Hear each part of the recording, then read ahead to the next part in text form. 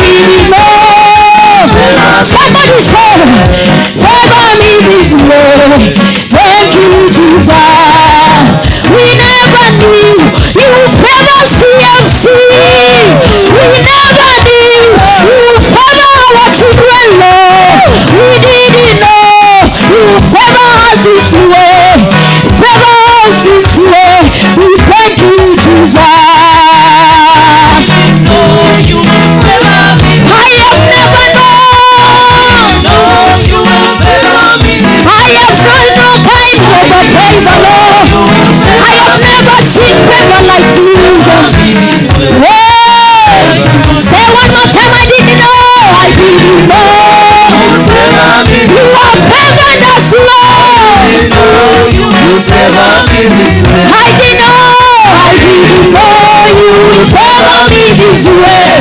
Favor me this way. Thank you, Jesus. We have obtained favor in our nation, Lord. We have obtained favor in the midst of our enemies. We never knew you will favor us this way. Favor us this way. We say thank you, Jesus.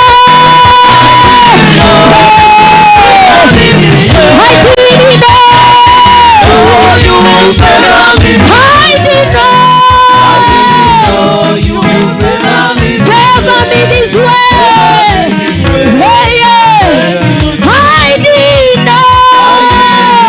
You will favor me this way. I didn't know. You will favor me this way. I never knew. You will favor me this way. Favor me this way. Thank you, Jesus. We have seen your favor in the city, Lord.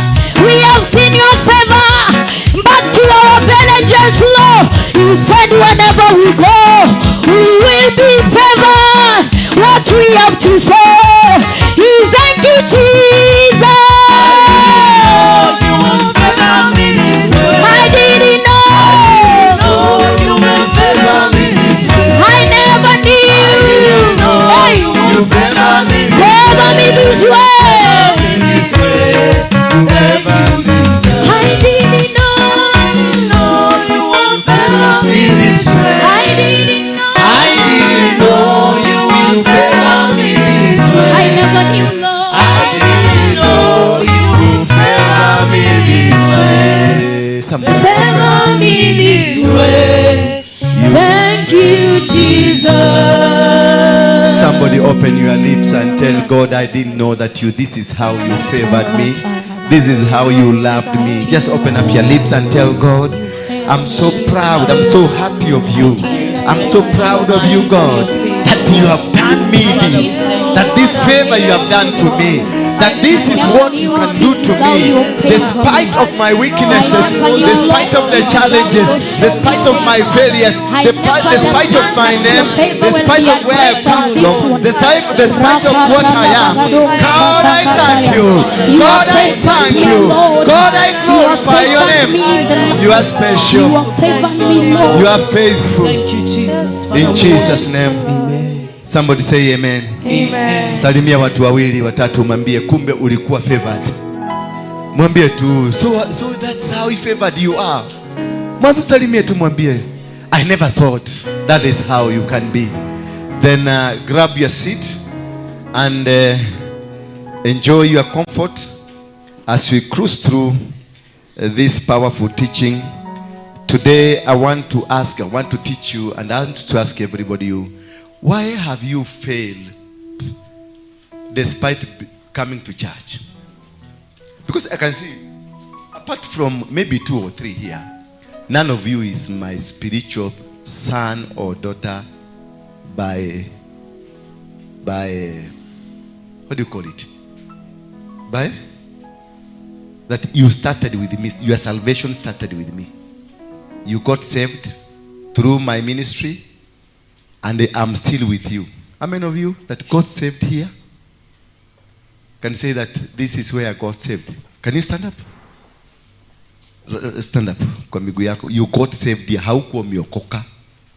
Yani haukuhama kutoka kanisa ingine. Simama tu tukuone. Thank you. Only 2. The rest are migrants. Sindio? Is it a migrant or migrants? Immigrants. You migrated from another church. Bwana Yesu asifiwe sana. And if I look at you, you have been to several churches, like 3, 4, 5 churches, trying to seek for this, Lord, trying to seek for this wonderful miracle to come across you. You've been to Manyuru's church, you've been to Moiro's church, you've been to Nganga's church, you've been to Benhin, you've been to every preacher, every international preacher that has come to this nation, you've been there. Hello. Sindio? And this is the question I want us to ask today. Why have you been to all these churches, yet there is no breakthrough? Why have you? You've been to very many, very senior pastors, very prominent, blessed men and women of God, but you are still struggling. You are still the same problem that took you to Manyuru, the same problem brought you here. The same problem took you to Nganga is the same problem that brought you here. What could be the problem? Ask your question. Is it that this God does not hear Nganga, does not hear Manyuru, does not hear Wajiro, that you think now this God will hear you through Waruinge? Am I extraordinary from others? I'm just a man of God like them. In any case, they're superior than me, because Harrison is my spiritual father. Sometimes, today morning, I was in his church to be prayed for, so that I can have that impartation to come also and impart you. But you migrated from there so that to tap the blessing. Now the blessing you tap, then you move to another to tap another one.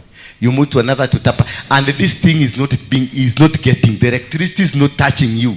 The shock is not touching you. What could be the problem, my sister? All these men of God are wrong. You came here today because you will not be available on Sunday, because you will be in church where your spiritual father is. Why did you leave your spiritual father to come today on Wednesday, if you have a father? Tuongee leo ni mazungumzo. Leo si mahubiri, ni mazungumzo. Utakuja hapa Sade? Utakuja? Wewe utakuja Sade? Wewe utakuja Sade? Wewe utakuja Sade? Utakuja. Maana kuna service, kuna kakazi unafanyaga kanisani. Wewe utakuja Sade? Ulikuwa na wewe? Ulihubiri on Sunday? Utakuja? Wale wa kanisa hili, wao utakuja Sade? Na wewe? Na wewe? Au utakuja? Na wewe utakuja Sade? Na wewe? Hapana. Sema tu kweli. Most of you here mmekuja on Wednesday because this is a day I teach mostly deliverance, and maybe you've come for that touch. Then you go back to your father. See, then you go back to your father. Does it mean that your father is blind, is lame, is incapable? He doesn't have the Spirit of God? Do you believe in your father? Why are you here? So your father doesn't have a breakthrough, but you believe in him. He is okay, but he doesn't have a breakthrough. Sorry? So he's a turning point. So me, I'm the turning point. Him, he can never be a turning point. Why is it the father is not capable of giving you what you think I can give you? No, it's not about the different God. We are calling one God. The callings are different. Yes, some who are called to be evangelists, some who are called to be pastors, some who are called to be prophets. But whom do they serve? Do they serve the same God? Then if your father, spiritual father, is serving the father I'm serving, why are you here? I don't operate on talent. Me, I'm not operate on a talent. I operate on a gift from heaven. The gift that is derived from my Father in heaven, that he shared it to me, just as he shared it to another brother, another sister. Now tell me, your spiritual father, you believe in him. That is why you go back to him on Sunday. Yeah? You can't sit here on Sunday because I am not your spiritual father. Is that not true? Yeah? No. Acha tuongee na mtu wako na kichwa mzuri. Sasa hauta kuna ile kanisa unaendanga, si ndio my brother? There is a church that you go. For example, you go to a church. They say you go to a church. You've come here to Wednesday because you want ministration. Then after I minister to you, you will go on Sunday to your spiritual father, where you normally go. See, that's true. It's not a crime. But my question is, why will you not sit and wait for your spiritual father on Sunday to give you what you came to seek here? There's no gifting. Don't lie to me. A gift, some were given prophetic, some were given apostle, some were given from who? From the same pot. All these things, they came from the same pot. And the response goes to the same God who gave. So as a pastor, you pray, the same God will hear. As a prophet, you pray, the same God will hear. Because the source is. So why are you here? And tomorrow, Sunday, you will not be here. Because utaenda kwa baba yako. Mwenye anakupatia chakula. Hii chakula ya Wednesday umekuja kukula. Kwani mbona hakupika kwa chapati? So Wednesday. No, nataka ni masugumuso. I'm not accusing. Ni masugumuso. Because I want to derive at something. That which has caused you not to get the blessings. That has caused you to be here today. It is not you came to the wrong person. It is not because I'm better than your pastor. No, we are all equal. We are all equal. We speak to one God. The grace is the same. If at all he was worshiping the God I worship, the grace is the same. Bwana Yesu asifiwe sana. But how you receive it is different. The grace released is the same, but how you receive it. Even if I bring Bonke here, I bring Benihin, I combine them together. I bring another one Wairimo, I bring another one Cindy, I bring every international preacher that you know who performs miracle. Hata akikuja hapa, kama wewe ni mtu amekufa kidani, utaendelea kukufa tu. Utaendelea kuoza. There is nothing will change. Bwana Yesu asifiwe sana. Because you go to the village. Let me use a better example.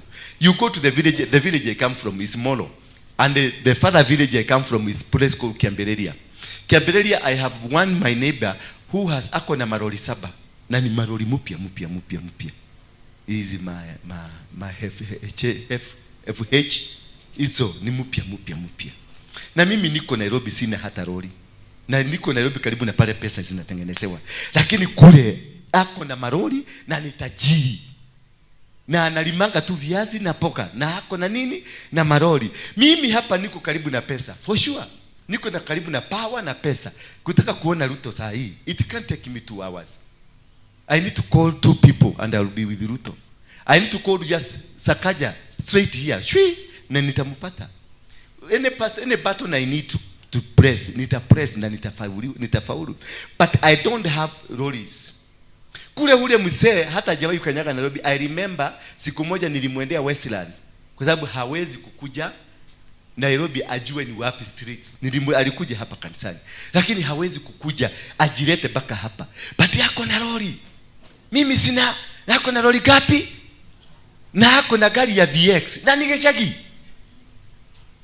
Na mimi hapa kukustrago kununua VX. Na niko town ya Nairobi. I want you to understand the concept I want to bring to you. That it is not about the preacher. It is not about the place you have gone. God can bless you anywhere.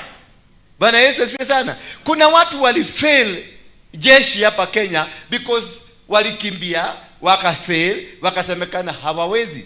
Lakini huyo mtu nilimuona juzi kwa gazeti, ako America, ndiye anaokosa Marine. South Carolina. Marine yote ya South Carolina ndio kiongozi. Lakini hapa kulisemekana baka kuenda college hawezi kubalika maana hana akili mzuri ya kushika mafundisho ya jeshi.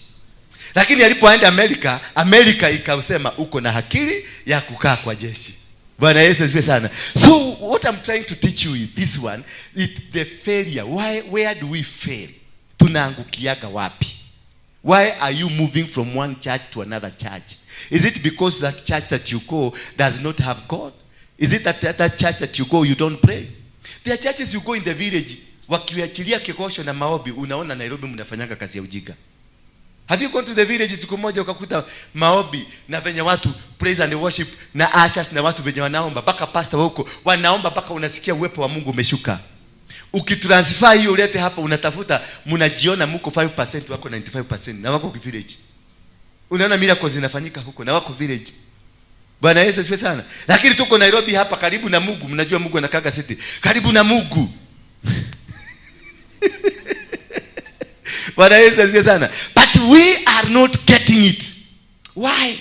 I can see people from Catholic wako hapa. I can see people from kwa Harrison, watu hapa wako kwa James Minor. Ninaona watu wako wa elimu hapa. Ninaona watu all over all these churches. You are here. I am not saying that you are wrong, in the wrong place. You are here because there is something you are lacking. That is why you moved from that hospital, ukaenda to another hospital. And at that same hospital you went, ulipatiwa tu dawa, azithromycin, antibiotic.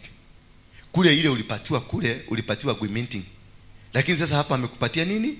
Azithromycin. But they are the same. They are antibiotic. Ukitoka hapo utaenda kuingine hospitali nyingine, wakupatia ile ya village, watakupatia amoxicillin. Ni amoxicillin. Capsules mengine lakini ni nyingi, watakupatia kama 30. Huyu wa azithromycin atakupatia ngapi? 3. Wa augmentin atakupatia ngapi? 7. But all the same, they are all antibiotics. They will heal, but on different levels. Bwana Yesu asifiwe sana. So why would you have, ni kwa nini ulihama kale ka clinic ka kwenu only to be given the same antibiotic? Kwa hii clinic umekuja, the difference is nini? Matoleo. Kule umetoa pesa mingi, kule ulikuwa unatoa kadi ni shilingi 100 kwa sababu ni ya huko village, na dawa umehesabiwa ni hizo amoxicillin nyingi ziko karibu 30, ukaitishwa shilingi 200. Na ukikuja kwa azithromycin unaambiwa ni pesa ngapi? Ni 1800, ni 3, lakini 1800. Mwingine akaenda kwa augmentin unaambiwa ni 1000 ama 2000 something. But you eat the same thing, the medicine ulipatiwa kwa kijiji ndio hii bado itatibu, because they are antibiotics. Why did you move ndio kaida ukalipa pesa mingi? Ni kwa sababu haukuamini yule daktari, because ni wageshagi. Alafu kaangalia dust coat yake ukaona imelaluka hapa nyuma, na ukaona kabwangalia ukaona haijaoshwa mzuri, na kwao ni githunguri kule kwa red soil. Na akiosha naosha lazima koti ya white iapie red. Lakini ukikuja hapa Nairobi hospital, tukoti tumeoshwa na dry cleaner.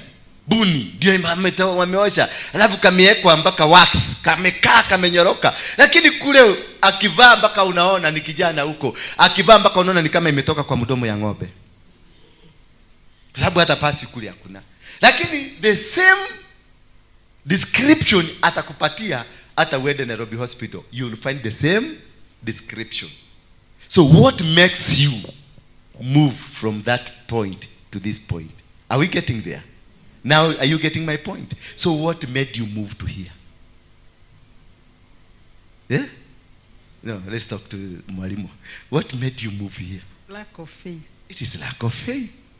Yes. And why do we lack this faith? We lack faith because we don't want to become sons and daughters. If you are a son, Bwana Yesu asifiwe sana.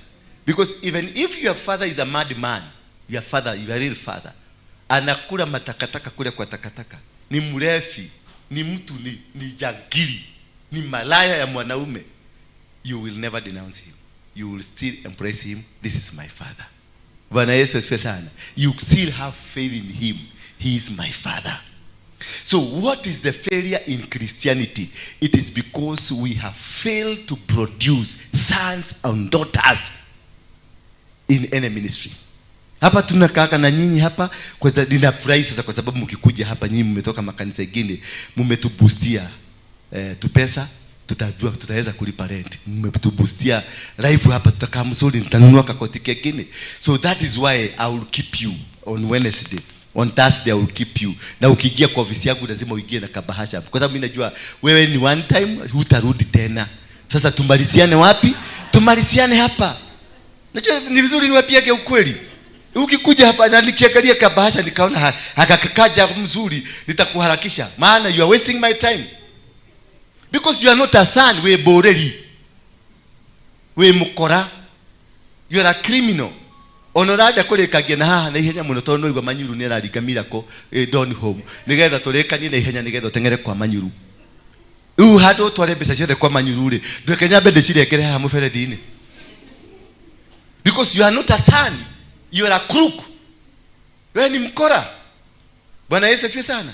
But when I hear hapa my son ama my daughter wanted to get into my office, naambiaka simamisha hao wengine, mwacha ingie kwanza. Awe ako nazo, awe hana, this is man or woman that has walked with me. Tukiwa nazo na tukiwa hatuna, tumetembea na yeye. That is a difference. How I will treat you hata ukuje siku nyingine uobserve. Uone huyu tumekaa na yeye kutoka uko City Stadium. Tumekaa na yeye. Ukikuja kwa ofisi hata kuja angalia mkichwa hivi, ninamuulizaga ukwenda kate? Ni kama nina smile. Wewe wakati uliingia sura nilikuja ndio nikuhusie uoga ulete pesa. Todo huyu ni mwana wako wa tulete nake thina, tunywete nake tuthina matu nioe mathina maitu, ni ajoe ni adapurite ni aikaraga uguo kona uyu ni ajikiria ngiri ithano istari cia mahoya itari cia kikamuria ni cia keici nywaga cai no weru ukite gukona ngiri cia kuithano kuhaka jarie na Ngai nigetha akuigue tondu we mukora. No uyu ni ajitikitie uyu kwina thina kana gutari ni ajitiki ituikaraga nake ni okaga kanjira ni ndadi ni ndiri ni kuthukanite piu gacoka mondo haha kahingura kibeti ndimutaragira ni kwenyura kamunengera to ni mwana wau ni mwana wakwa ni muthuri yoko muthi no ni arenda ndimugaire kirathimo kia mwana wakwa. Does that make sense? Does it make sense? That is what has failed you from succeeding, because you don't have faith in the people you pretend to be under. Bwana Yesu asifiwe sana. Naonaga kuna yuko leo kuna apostle mwingine anaitwa Gashara hapa. Gashara akienda mahali ananipiga kama saizi amenipigia simu ati ameenda maombi na huko Kilimapoko, akaniambia dadi Kilimapoko jiga mahoya ini to ni mwana wako nwanyita ndimuige mahoya ini andu aingire mathia mahoya Kilima they call me ciana ciakwa ni cihuragira thimu kuniambia aje ndathie mahoya Heaven's Gate dirikana I need your covering because Bwana nitabua kama baba yao. Na mimi nikienda kwa mlima niko na list ya watoto wangu wote, niko na list. Nikienda kwa mlima huko kule naendaga ninawatajaga by name, nasoma by name, nasomea Mungu, nafuka kitabu hivi naangalia Lucy Jerry, Karioki Mwaki wote na wasoma wote, maana ni watoto wangu. I present them before God. Hata sihitaji kuwaombea anything, just I present their names before God so that God can hear them, can remember. Dukata yako ni agwetera Lucy Karioki neke, they send the angels to Lucy to go and look what could be happening with Lucy. Then they discover Lucy kube anapigwa na Bwana. Jana alipigwa, aliitwa ubwa, kaitwa takataka, kaitwa maraya hii. Malaika anashuka huko anarekebisha hiyo maneno because I mentioned, nili-mention jina yako in front of the court of heaven. Because you are what? You are my daughter. You are my son. Zuturu nitwarikani nawe. Tuge woko muthi. Woka nundu wa mira kutonwanyo ni YouTube, noranyo kanoraji gwa hadu, hadoraji gwereire. Woka waikira haria wanengera ngiri 10 na wathi ndigakuona guku ringi. Riu wenda kunjira ndikwamba gukubora. I have to. Kwamba gukubora wega tondu wathi ndigakuona ringi. Na tondu ri mwana wako ari we mundu tondu ona tuikara nawe ndukanjigua tondu we boreri. Nwanyita weke we boreri mwana waku kimwana kira kiandiketwo gya kureithia ri ndungikiiga na mwana waku yakagirwo haria nja gikarage keja na mwana waku nari muici ari mumaramari ona ari njera uguthio murute njera umucekie nyumba umuhiuhirie mai ethambe. No kimwana gikira kureithiria ng'ombe, gigi gira kureithiria mburi, gigi gira gwikira maundu mothe, ndungigitonya nyumba gwaku. No mwana waku ucio muici no muige kinya bedroom gwaku niki tondu this is your son. you don't lose a son mentality. The failure that you have now, that is why you are hoping from one church to another church. It is because of you don't have faith in the spiritual fathers you are sitting under. And if in that spiritual father you are sitting under, you don't have faith in him, there is no blessing will trickle in your life. Hata akiachilia miracle, hata akiachilia nini, there is nothing. You utaishi kukaukiwa. Because your spiritual father no ogoikarere spirit yako. In the book of 2nd Chronicles chapter number 20 verse around 20 there, the Bible says what? Obey what? Obey your prophet so that you can be prospered. So the prosperity, for you to be extended, for you to be expanded, the expansion, any form of an expansion is grounded on your prophet. Who is your prophet? The prophet you sit under. Mimi sasa, you sit under me. Mimi ndio nita command the blessings. That's why Muslims are so successful, because they respect Muhammad than God. Hello?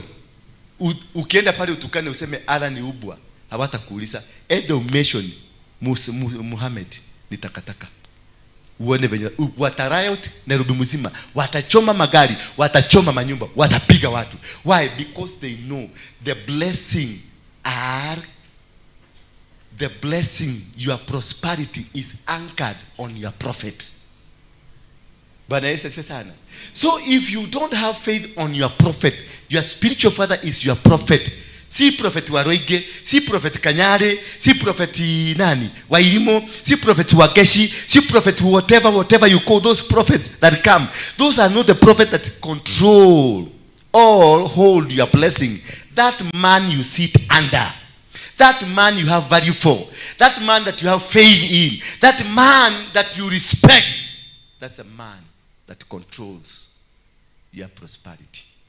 For you to grow, you need a prophet whom you value, whom you treat, and whom you submit under as a son, not as a member of the church, as a son, as a daughter. Being a member of the church is different from being a son. You can be my member, but you are not my son. Bwana Yesu asifiwe sana. You can be my member, but there is no relationship I have with you. You have the only relations I have with you ni kakadi kale umeandika na jina yako na tule 200 ama 500 ama kamoja kale unatoaga. That is only. Who is a son? Bwana Yesu asifiwe sana. Now that I have a member and I have a son, you can be even working here as a pastor, but you're not my son. You can be in a place and worship him. You are a member of this church, but you're not my son. How do you qualify to become a son? And for you to know that until today, are you a son? For those to become are you a son or you are a member or you are a worker? Maana kuna wengine ni wafanyikazi wako hapa wanakuambiaga mimi ni wa CFC ama ni wa the synagogue, lakini inside mimi najua this is not my son. Lakini kufanya kazi hapa is the best. Kufanya kazi hapa ni number 1, lakini is not my son. Is a member, is a worker. If you are a worker, I will treat you like a worker. If you are a member, I will treat you like a member. If you are a son, I will treat you as a son. And when my son come, hata kama anaendesha gari, anaendesha mapurado yake, nitachija busi. Nitaenda nitoe pesa yangu, hata kama wako nazo. Wakijaribu kutoa na wabia huko ni kwangu na hapa ni mimi kusema. Because I want to release a blessing. You cannot release a blessing using their money. You release blessing using your own sweat. So you go extra mile. Unaenda unatafuta busi zile umechuka ama unatafuta busi ikine. Kwa wale wazee ambao hamuelewi mambo ya kuchijia watoto, it's not a sacrifice. Kuchijia watoto, it is a common practice to any man, mwanaume mwenye amezaa. Na busi kama ni ya kununua, usiende straight kwa market uinunue kuje uichije. Hapana, inunue jana ilale nyumbani ndio iitike ni ya nyumbani. Bwana Yesu asifiwe sana. Because nikeu viginoyo yako indo icio muri mete mahiu macio ni uthĩnjagĩra ciana makaria ti ũndũ wa thakame ya gũitĩka kũrĩanĩra kũu. Bwana, Psalms 133 inasema na gani? Ni wega atia ado anyumba imwe mekete atia wakila pamoja nota maguta makenyururuka deruine ciao. So there is a blessing when you are doing that to your children. So you don't allow your children to come and do it. You do it. Na kama watakuwa na busigini wanataka sasa kutoka hapo, they can do whatever they want to do. But before they do anything, kama sasa watoto wangu wanakuja wote, watoto wangu 23 wanakuja December, wote kutoka ng'ambo wote. Sasa tukienda mahali nitawachichia pusi, nitachija moja, lakini wao pia najua watalete zingine kama 5 10, wachije wakuwe na raha, waende kule wanaenda, lakini yangu moja lazima itangulie. Ndio niwabariki, niwaambie watoto wangu, mkienda mahali mnaenda mubarikiwe, milango yenu ifunguke, msipate mtu wa kupigana na nyinyi, msipate laana isiwafuate. Vile vituko vyako nimefanya zisikuje kwenu. Nimesifanya nini? Nimekata. Why? Because they are my daughters and they are my sons. So I care. Hata kama nikimwise saa hizi nimepigwa na mama yangu simu, ananiuliza saa hii kutoka Gishagi, muthuri toyo wana mundu kinyete miaka yoyothe mamiera hurira thimu thaa ici kunjuria kana andu manire waru wena irio cia kuria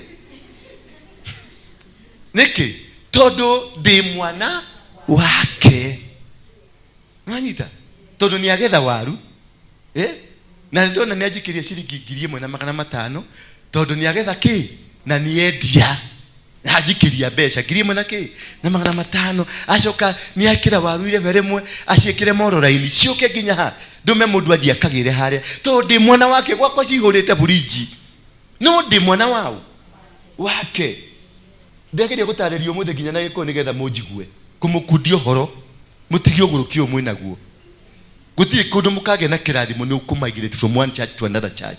Gutiri pastor superior gukira uri ongi gutire pastor superior uri ajikite ri ni relationship yakwa thondekete na Ngai na baba wako wa kiroho nikio muna age kama undu extra. Are you getting me? Mnasikia Kikuyu nyote? Beni unasikia Kikuyu? Nani mwingine mkabila ingine hapa? Unasikia Kikuyu? Nusu. Pole, tutaendelea tukiongeza na Kikuyu. Wewe unasikia yako hiyo? Pole sana. Niliwacha nirudi kwa najua Kikuyu wanajipenda sana. Mimi sijui Kikuyu walitoka wapi. Lakini wanasema wao ni nini? Wao ni maligiji, lakini usijali, ni weakness yetu. Sasa my mother is sending me ile feria waru. Unaniita? Si eti siwezi ku afford. Jana nilimtumia shilingi 50,000 because namfanyia renovation kwake. Lakini ameuza viazi, ametoa hiyo ya viazi, amenitumia.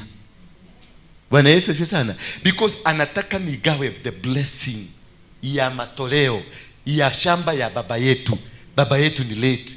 Anataka nigawe kirathimo kia fafa, nigawe the blessing because she is still under my father. You are getting me? And I am still under my father. So there is something that I carry that I cannot give you. Mugekera we na muigire na mutumio yo kuri office. Oye kuma gisumaira gawo kumukojeta rutira because sikutabui. Wewe mimi najua wewe ni mkora, umekuja kutoka kanisa ingine na ndio ufike kwako kwa Ndura. Ndio uingie kanisa ya Ndura. Umeomba maombi gapi? Kwa sababu kwanza kabisa huko naamini Ndura. Lakini fortunately umeambiwa kwa Ndura ukienda huko kuna ana uwezo, anasema kitu kinafanyika. Si ndio imekuleta hapa? I say niwederaje, si ndio imekuleta hapa? Kwa sababu ulisikia Ndura akisema kitu inafanyika. Ukasikia Ndura kinena ako na grace ingine. Si grace mimi niko nayo kubwa, lakini kwa sababu ninamheshimu baba yangu ya kiroho. I have a father, Bishop Harrison Nganga. I am a son. Saisi kudeo ni Wednesday anafanyaga Deliverance. So nilienda asubuhi nikapaka laini na watu wale wengine, akaniweka tu, nikajikuta chini, nikakuja hapa. And I will never, I vowed, this is my father, I will always be going there to tap the blessing. So nikikuja hapa kale kagu kadogo na yake simeshikana, simekuwa kubwa. Ni nini siwezi kufanya? Because I am not a boreri. Ulisa your neighbor, are you a boreri? Are you a miracle seeker? All miracle seekers are boreris. Wale watu walisema ati wewe ni wetu igwa Ngai arakuhudira kahinda-ini gaka uri mukora Ngai arega gukuhudira niki? Because you are not seated, haujakaa ulishwe, ukue mtumishi, ukue mtoto ambaye pia umeshiba, unaweza kufanya kitu kingine. You are not a son. So Ngai, my father au my home, niko na kijana ambaye maybe nimeadapt. Kuko na wengine ambao wako huko kwa nyumba, wa my brother, wa my what wako huko. Wakati wa kugawa vitu zangu, sitawagawia. Bwana Yesu asifiwe sana. Nitagawia watoto wangu. Nikisha gawia watoto wangu, na kwa sababu hawa nimeadapt, ni ile kitu nitasema, makaheo wako. Are you getting me? Makaheo okay? Wako, no matikagaye. Are you getting me? We kugayana kuhe okay? Wako, waheo wako wake nyumba. No mugoda ginya makeria mahali hakito nyumba. Ginya hau rugito-ini ndiako. No moke na marime hau na ndungimuria tondu you don't belong to the son, being a son of that family. Nikyo itana kugaira. No tondu ningurerete ri ndakuhe wako in case ungikaga gwa guthie. Are you getting me? So, sasa ukikuja hapa, you are not my son. You are not my daughter. What do you expect that I'm going to give? First of all, when I'm doing my prayer, in the morning, 3, niliombea all my sons and my daughters. Who are my sons and my daughters? Lakini kumbuka nimewambia, hata kuna wale tuko na wao hapa, and bado they are not yet sons. Ni mikora tu iko hapa. Bwana Yesu asifiwe. Na kuna wengine ni wafanyikazi. They are not even hata mkuu mikora. Ni wafanyikazi wako hapa kwa sababu ya ile shilingi inapatikana hapa. So when I'm distributing the blessings, I will distribute the blessing according to my sons and my daughters. Then kama kuna kitu itapatikana, ndio itaenda kwa wafanyikazi ama mabizibodi wale wanakuaga hapa. Ndio nakutaka kuna watu wako hapa 10 years in the church. Wako in the same church for 10 years, the same church for 5 years, but they have never attracted a blessing from as a father blessing. A fatherly blessing, it is not the wages that you receive. A fatherly blessing, it is not the money that you get or the whatever you get in a church. A fatherly blessing, it is a key to heavenly blessings. I am here to give you the key to open your heaven. And once, because I'm walking in an open heaven, all my daughters and my son, they will walk in the open heaven because of my presence. When I go to God, I will go to God and God will open for me and open for my children. Are you getting me? Saizi mukitoka hapa mwende kwa Harrison, mtu yote who is my son, aende afike huko aseme mimi ni wa kwa Waruinge, utafunguliwa mlango immediately. Why? Because mimi ni wa kwa Waruinge. Hapa kuko na watu wa Harrison wanakujaga kunitembelea. Why? Kwa sababu huku ni kwa mtoto wao. Most of my intercessors si wa hapa, ni wa kwa Harrison na ni wa kwa William. I have about 1,000 intercessors who intercede for me. They are kwa nani? Kwa Harrison na kwa nani? Na kwa William. Maana kwa William is my brother because we share the same father. Bwana Yesu asifiwe sana. William ni wa Harrison na mimi ni wa Harrison. So we being the children, those who serve under us, they pray for us. Those who serve under our father, they pray for us. Are you getting me? So whatever blessing that trickle from our bishop Harrison Nganga inakuja mpaka hapa. Harrison Nganga alingangana Nairobi. Kuna siku alifungiwa nyumba hapa River Road. Mtu alisaidia kulipa nyumba ni Kamaru. Kuna siku nyingine alifukuzwa kwa nyumba. Kamaru akakuja akamsaidia kabla hajakufa. Bwana Yesu asifiwe sana. In fact Kamaru ndiye alimueneza Nairobi. Na akakubalika Nairobi. He struggled to pay for his rents. Wakati nilikuja because I am the son to Harrison. Siku struggle na rent. Hello? Siku struggle because he has paid that price for me. So your father pays prices for you. Ile struggle, ukiona uko kwenye struggle ya kukosa, mimi nilikuwa hata nikiwa chokora sikukosa. Kuna yes kukosa, tulikuwa tunakosa kosa, lakini I never struggled. And if you are in this church and you are a member of this church and you are still struggling, it is because you are not my son. Because whatever life I'm living, hata kama hatuwezi kupelekana, ile kagari naendesha unafaa kuendesha kama motorbike ama ka bicycle. Yani whatever that is flowing from me should also flow to you. Any kind of a blessing niko nayo, nikikanyaga na wewe unafaa kukanyaga pale nilikanyaga ukinifuata, because you are my daughter and you are my son. But if mimi na wewe ni kama dunia na bigu, ni kama mafuta na maji, eda ujue you are not part of this. Yes, you are part of this church, but you are not my son and you are not my daughter. So whatever I am carrying that is fatherly will never come to you. That is why, because you don't have a father, because you don't have somebody you have faith in, nothing in you will tap wherever you go. Maana ukienda kwa manyuro tu ile kitu atasema uralo, utaaguka. Ukiaguka utatoa pesa. Hiyo ndio pesa inasemanga, inafanyaka aseme uralo, because he needs money. Ako na matenti zimejaa na huko, he pays daily. Anataka kujenga kanisa na anajua kuna mikora mingi Nairobi iko na pesa. How do I do? Nitasema uralo uaguke. Ukiaguka uache 20,000. Bwana Yesu asifiwe. Nitaweka pay bill hapa, hii pay bill nimeweka kwa ajili ya mikora mingi. Wale wanaita kwa mirakosika, wanatumaga, I need this money. Tunataka kujenga kiwanja, kuna kanisa Thika tunajenga, tunataka hiyo pesa. Na hiyo pesa inatokaka kwa mikora. Hello. Mweda kome na mutimene. Wewe kudomoke dwarani. Nichukie tu, lakini I have to tell you the truth. That for you to receive, that is from heaven, a heavenly blessing from a father, you need to have a father. Sit under the father. Respect that father. Obey that father unquestionably, whether he is right or he is wrong. Bwana Yesu asifiwe sana. The day you discover kuna maneno mnarushiana na huyo father yako, that is not your father. Wewe ni mkora ama yeye ni mkora. Two of you, kuna nyinyi wawili ni wakora. Kuna kitu kingine mnafanya hapo kado ambayo si ya kiumungu. That is why utanirushia maneno ama nikurushie maneno ama nikwambie kikitu ama nikwambie.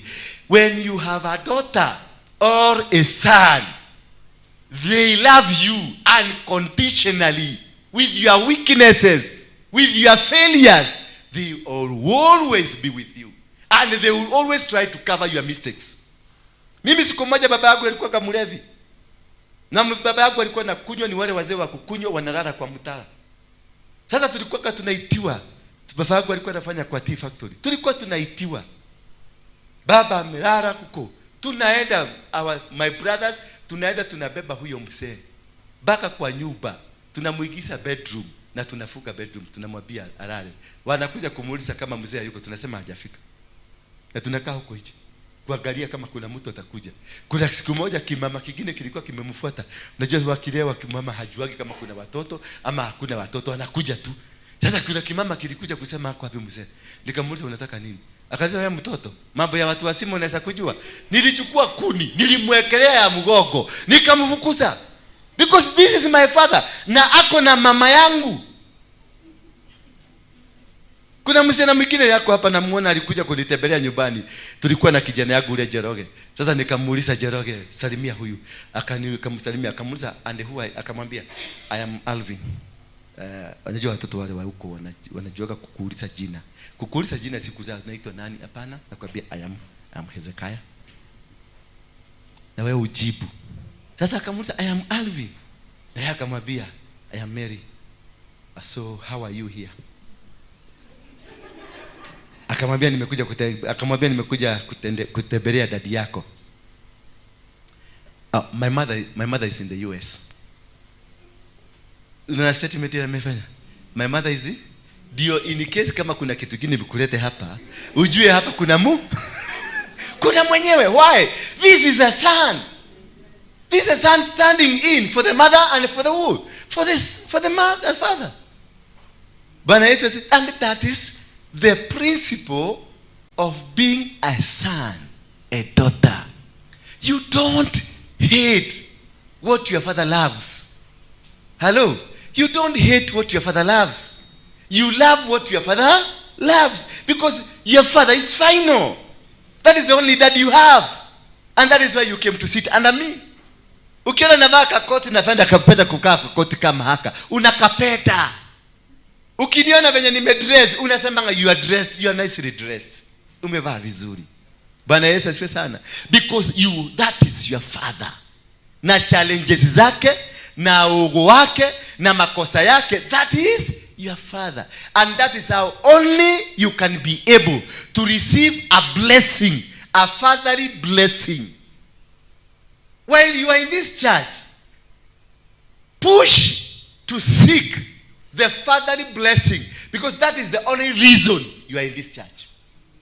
Otherwise, there is nothing. I am you. You sit under me and become a spiritual daughter or a spiritual son. Kama hatuna hiyo relationship, hata ukuje unifanyie kazi mzuri aje, you are wasting your time. Hata ukuje uibe hapa, hata ushike hii inaitwa nini? Kamera. Hata ufanye utoe kitu mzuri. Whoever that is doing the production, they are doing a nice production. Si mnajiona pale. Lakini if they are not my sons, ile kitu watatoka nayo hapa ni salary na kitu namba 2 laana. Bwana Yesu asifiwe sana. Because nikitoa demon hapa, demon, niliona mtu mwingine akauliza, is it biblical to negotiate with demons? Is it biblical? Yeah? Is it biblical to negotiate with demons? Is it biblical to negotiate with demons? Yeah? No. Is it biblical to negotiate with demons? Say yes or no. No. Yeah, no. Just. Is it biblical to negotiate with demons? Is it biblical to negotiate with demons?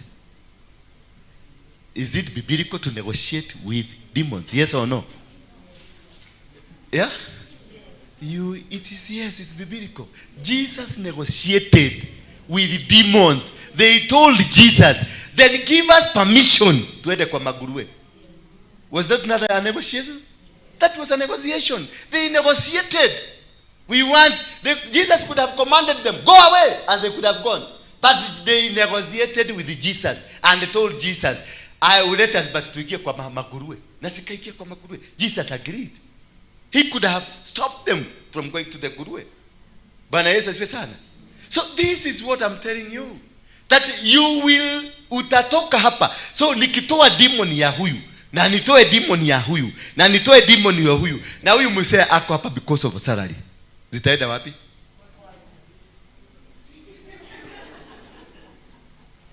Bwana Yesu asifiwe sana. Because hana covering yangu. The relationship I have with him ni kamera na pesa, mshahara. So demons ikitoka hapa, nikienda mlimani, on Mondays, all Mondays I'm in the mountain. But not unless kuna kitu special imenifanya nikuje hapa Made. Baka nimeona siku hizi watu wameanza kuniquestion, ati mpaka unakuja Made kufanya nini? Ndio si unaona? Baka imefika mahali unaulizwa umekuja kufanya nini? Made is as if unafanyaka kazi yako. Bwana Yesu asifiwe sana. Hello. So if you are here not because you are my son, but you are a worker. Nikitoa demons hapa because wakati nilikuwa kwa mlima Made, nilizungumzia Mungu nikakava watoto wangu wote. So sikukava wafanyikazi, sikukava mikora ile iko hapa, sikukava miracle seekers because I didn't know you are coming. Ama nilijua utakuja. Sikuwa najua utakuja kusiki miracle. Sasa lakini kuna kitu najua, niko na watoto wa kiroho. I covered them. Then after finishing praying, nikatafuta sacrifice, nikatuma kwa my spiritual father to seek a father covering from my spiritual father, that he also covers you as he covers me. Bwana Yesu asifiwe sana. I give sacrifices for you because you are my children. I give sacrifices for my children. That is why hata kukitikisika, utakuta bado utasimama, utashinda vita. Because nimecover from my father, I am your father, and I have removed a sacrifice to protect you, to fight for you, to defend for you.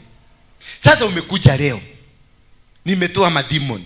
Na wewe mwenyewe you don't have faith with your spiritual father, that is why. Na umekuja hapa na watu wale wanikujua, maana unakuaga asha kwa kanisa yenu. Ulimwambia na unataka kwenda Kenyatta kuona mama alizaa. Jo unakaaga kwa hii pira ndio kamera isikushike. Unakaa ukiona kamera inakuja unajifanya roho ameshuka. Kwa sababu wanajua ulienda Kenyatta kuona nani? Mgonjwa. Bwana Yesu asifiwe sana. So when I am commanding these demons to come out, if they negotiate with me, waniambie tuende kwa huyu mwanamke, nitakubali. Bwana Yesu asifiwe sana. Kwani nguruwe haikutengenezwa na Mungu? Si nguruwe ni mnyama ametengenezwa na Mungu? Why would Jesus allow the demons to go there? Na ndio unaona sasa tumekatazwa kukula nguruwe. Kai, niliaga nguruwe. Ulijulia wapi ni tamu? Are you understanding the concept? I'm trying to bring to you a picture. The blessings that sons and daughters get is different from the blessing that the miracle seeker get. For those of sons and daughters, it is permanent. When you are a son, this prodigal son, when he came back, he wanted to live with workers there. Lakini the father akamwambia namna gani? Your seat, your position as a son cannot be compromised. You are still my son. And he was taken back into the house. While kuna watu walikuwa nafanya kazi mzuri, walikuwa nachunga ng'ombe mzuri, walikuwa nakafanya kazi mzuri, but they were not accorded the sonship. This man came. Na alikuwa ametoroka siku nyingi, lakini aliporudi alikuta his position is still in place. That is the advantage of being a son. That is the advantage of being a daughter. Bwana Yesu asifiwe sana. That is what will set you free. Because this battle ya madhabahu, it is not a one event. It's not an event. It is a process. So when you sit under me, it is because you have trusted I got the power to be able to destroy the altars that operate in you. And these altars that operate in you, they are 500 years old.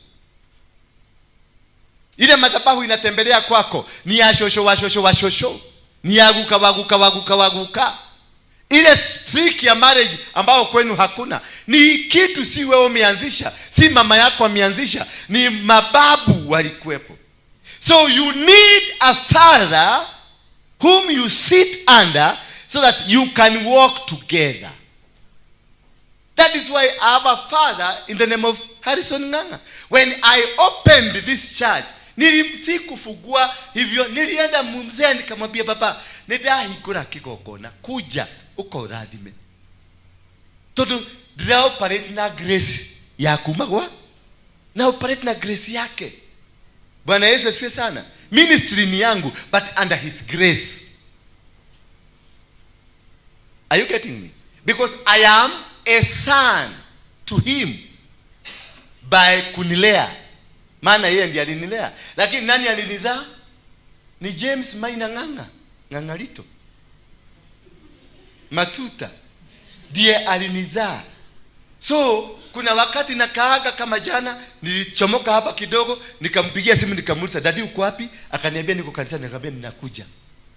Nikaenda, nilikuwa na kakitu hapa kidogo, nikamwambia "Dadi, jienda kuikaradhe, nataka tu kukubaia lunch." Na nikatoka, akaniambia ubarikiwe. Huduma inaendelea namna gani? Mzuri. Naona siku hizi unaguruma sana. Nataka kukaa kama wewe. Na nikatoka, nikamwambia nimefugua, akaniambia nimefugua aga yako. Hawa wazee wanakuwa wanaweza kukufugia anga. Bwana Yesu asifiwe sana. Wakati alisema nimefugua aga yako, nikajua basi nidaki nyuki kinyariki. That is the essence of being a son. That's the essence of being a daughter. He never called me, but in my office nikasikia kitu kinaniambia, "Dwaretie na thogu nganga." Si kwenda niombe. Nilienda nikamwambia, nikafungua kamlango hivyo kaniona, akataka kutoa mtu, nikamwambia msimtoe. Wewe fanya hivi daddy. Niraji ndakugurira. Na nikachomoka. Nikaenda akaniuliza huduma inaendeleaje? Nikaniambia siku hizi nakuona kwa mitandao kila mahali. Wewe ndio siku hizi unatoa unabii. Akaniambia nimekufungulia anga yako. Hiyo ndio nilihitaji. Maana this is my spiritual, ana control ya anga yangu. Ako nayo. Anaweza kunifungia anga. Bwana Yesu asifiwe sana. Naye pia Harrison ndiye alinimwagilia mafuta ya utugata. Naye nikikaa kidogo every Wednesday lazima niende, maana hiyo mafuta ndio na operate nayo. Ule na operate na kuzaliwa, huyu na operate na mafuta yake. Hii sasa kumaanisha kile mahali popote amepitia, ile shida zote Harrison alipitia, siwezi kuzipata Nairobi. I cannot, because I am still faithful to my father. So every battle ambayo ameshinda, sitaishinda, alishaishinda. Bwana Yesu asifiwe sana. So there are battles that will not come across me. Umasikini iwezi. Hii nyumba sitashinda kulipa rent. Maana ameshinda vita za rent. Hello? Ameshinda vita za rent. Ameshinda vita za kukosa. Saizi ng'ang'a hako na pesa. Ruto anamtafuta for advice. Unafikiria akitoka kwa Ruto anatoka na kamia? Hapana, anatoka na brown envelope. Na hata mimi nikienda kwa Ruto nitatoka na brown, because of my spiritual father favor. Amenifungulisha milango. Vita vile mimi nimevipitia, ukikuja kwa mikono yangu lazima utavishinda. Na how you will not face it. You will not face it. Zile nimeshinda, you will not face them. Lakini zile sijashinda, you will face them, because I have not conquered. Are you getting me? So you need to sit under that father who can give you guidance, who can protect you, and who can give you a covering.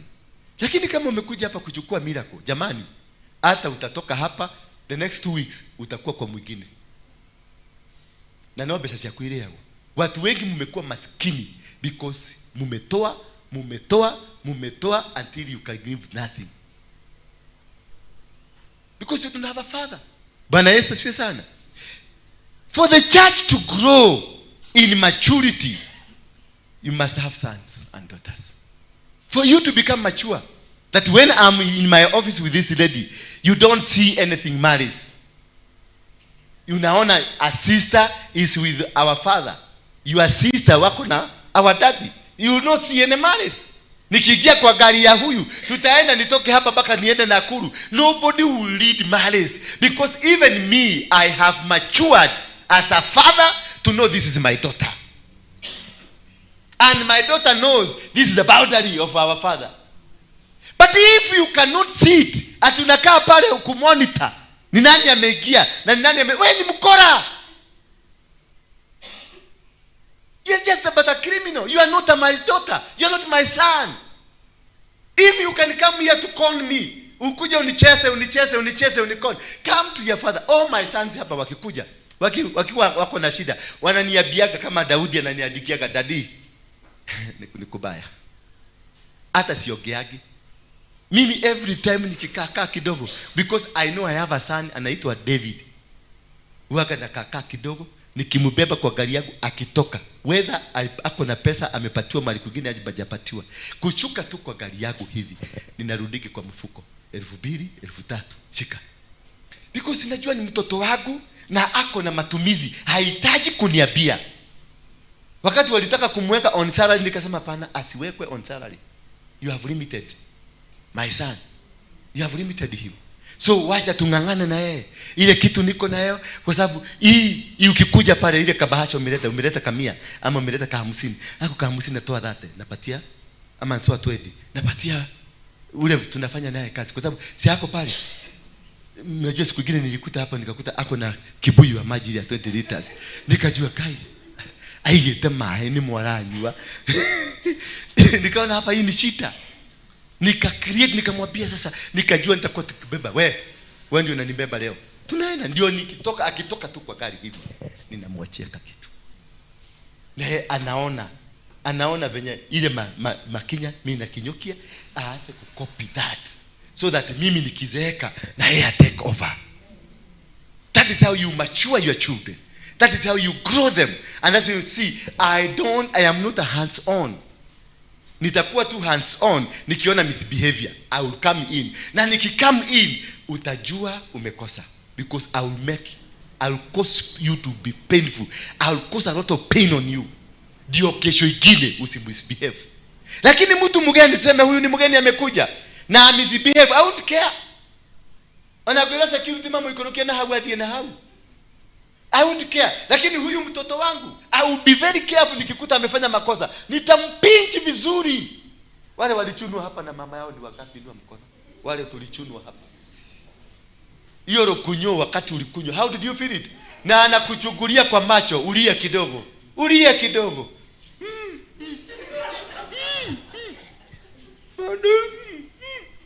Hey, moiko na yaterea moiko, unafanya mguu na una pretend na unaanza kusmile. Una smile. Ninakunyo because this is your mother. Sasa angalia wale watoto mumelea saa hizi, akina baba na mami na kababa. Look at them. Look at them. They are the most useless children that we have. Unamkuta akifanya makosa, unamwambia baba, umeoga. Basi unapeleka mtoto wako mzima kimudu kigima kiru. Bako mtumia to ya toilet kimudu kigima baba. Ati agethambia to nekirano. Tima mnasikia kuchoka. Sasa ukiambia mama yako hivyo. Si niwekelewa moiko mpaka ipasuke mara 4. Bwana Yesu asifiwe sana. And that is the essence of being a father, to pinch, and I will do that. And that's why you see here, wale wananijua kama dada yangu huyu hapa anaelewa hivyo vizuri. Nitakupinch vizuri na I will make sure umemwaga machozi. Because I want you tomorrow. I will not be here. The church is growing. We are putting branches. Kuna siku nitakuwa nikikuja church hapa once. Saturday hiyo gide niko Thika. Saturday hiyo gide niko Mombasa. Sasa na kama siku kulea, how will this church function if I don't have daughters and sons who can protect hapa? Sasa ukituma mtu kama yule ndio simamia mahali fulani, ukute sasa ukimuuliza maswali anaanza kufurafura. Sasa unamumeki afure pasuke na mnanunulia baking powder ndio afure vizuri. Baka kama si mtoto yako atatoroka. Na kama ni mtoto wako atakaa. Maana hata ukichapwa na baba yako hakuna mahali utaenda. Utatoroka na hapo nyujule, urudi. Sister zako wanakuletea chakula na hapo unakula, alafu unaambia wewe wengine wanakufungulia usiku, unaingia kwa kitanda. Because you have sisters who will cover you, who will protect you. And they will not blame the father ati kwa nini anakuchapa. No. Wanakuambia why you doing this? Because wanajua this is father. They don't question what happened. Kwa nini ulichapa? Ulichapa kwa nini? Hapana. Because wewe ni mtoto. And that is why we are upright. That is why we are up and standing. That is why you are capable to manage your things. That is why you are capable to manage your family. That is why you are capable to make things work. Because you were trained and you are matured to become.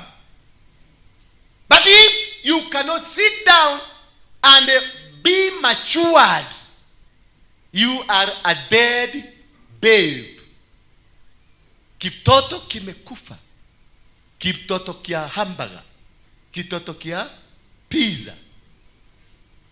Unakuta kitoto kimetoshana hivi. Wala kinaenda hivi. Bwana Yesu asifiwe sana. You must sit to be matured. You must sit to be grown. You must sit to be perfected. And you can only be perfected by that father that you have faith in. By that father who you don't come to question or write messages to. Yes, I have my mistakes. I have my problem. You come as a son or a daughter, you sit down. You say, Daddy, I want to have a meeting with you. Na si hapa, unaniita kwa kahawa, tunaenda kamari, unanifurahisha kwanza. Si kwanza kwambia, Daddy, unajua Daddy ulitukosea sana jana. Utakula kofi na utakula laana. You are right, but utakula kofi na utakula nini? Laana. Daddy, you find a way. Kama amekosea, because yes, mistakes ziko, but you find a way. Unapita mbali pole pole pole pole pole pole, and you find, if it's a family, you find that person mwenye anajua kuongea lugha tamu tamu. Lakini sio wale wa straight. Unajua ule mtu in your family mwenye anajua kuongea kastori, analeta kastori, anazungusha kastori, mpaka wakati mnaona sasa huyo sasa relationship na daddy imekujia wapi? Mpaka wakati unaona daddy ameanza kusmile kidogo, sasa hiyo ndio unaangusha ka point kwa ubali. Mimi nikiwa daddy nitasense na nidilahitiri hao, na mimi mwenyewe sio mniambie niende nirekebishe, hapana, wewe rusha tu ka point. Mimi mwenyewe kama niko machua nitaje change, na hutaniona nikifanya hivyo tena. Lakini kuja kuniambia daddy, najua jana ulikuja wenye uligia, you've been coming late, na tamamu amekuwa akicomplain, najua daddy hiyo maneno haitufurahishi, utakula kofi na ukule laana, na itakuwa permanent. And that is why many of us are suffering. That is why many of us are facing challenges of their lives, because they don't know how to handle their parents. You don't know how to handle your spiritual father. Your spiritual father is carrying your key. I can destroy you or I can make you. Bwana Yesu asifiwe sana. Hapa watu wanaitwa miracle seekers, they are already destroyed, and they were destroyed by their original spiritual fathers. How ni homa kwirire makorogo mari akuo uona amona nikio atamenyaga ku design wa definer ametoka Nigeria, akikuja hapa na akuja hapa na afanye miujiza, wote utawakuta kwa Nigeria. Kwa nini? Because you don't have a discerning spirit. You have to discern first. The Bible says discern every spirit. Hata mimi ukikuja hapa, discern me. Try to discern me to see whether I am with God, the God I'm claiming. Bwana Yesu asifiwe sana. And that is what can make you grow. Stop these movements from one church to another church. Go sit under a man of God who is a teacher to teach you to relate with God. But kama ni miracle, unakuja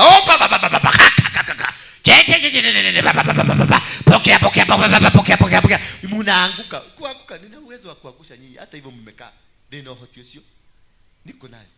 But I hate to do that. Ni venye mnaanguka tu, but I hate.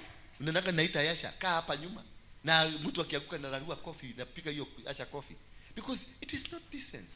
It is good kuanguka, because kama ningekuwa pastor ule wa kutafuta watu, sasa hiyo picha ndio ningekuwa nikiweka kwa mitandao, walianguka wakakaragara. Sasa naweka ndio watu waone kule kuna miracle. I am not a muganga. Mimi si muganga.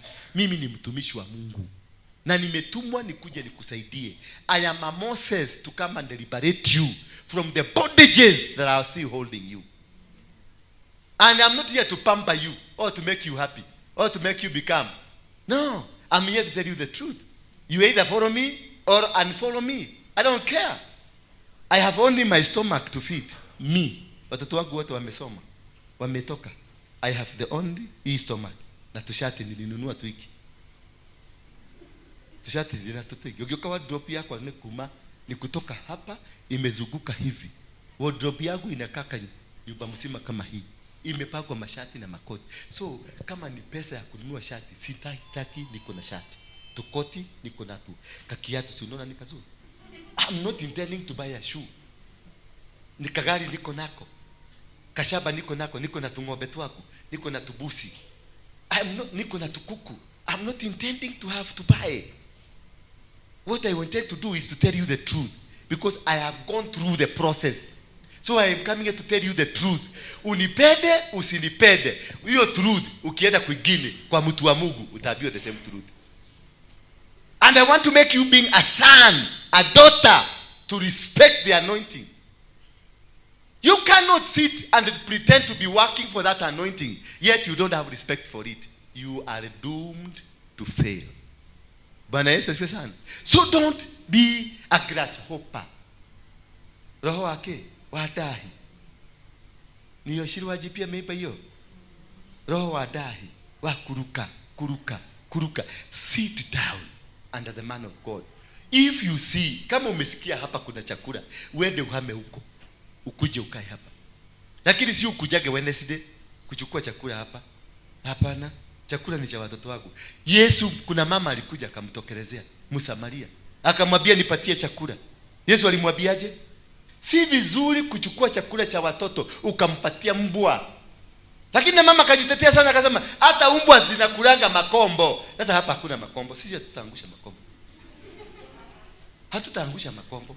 Kaa chini nikufundishe. Hata kama utakaa miezi mitatu, kaa miezi mitatu minne, kama umesikia kweli, this man has a word for me, sit down. Don't come for that miracle, because it is the word that will set you free. It is not the miracle. It is the word.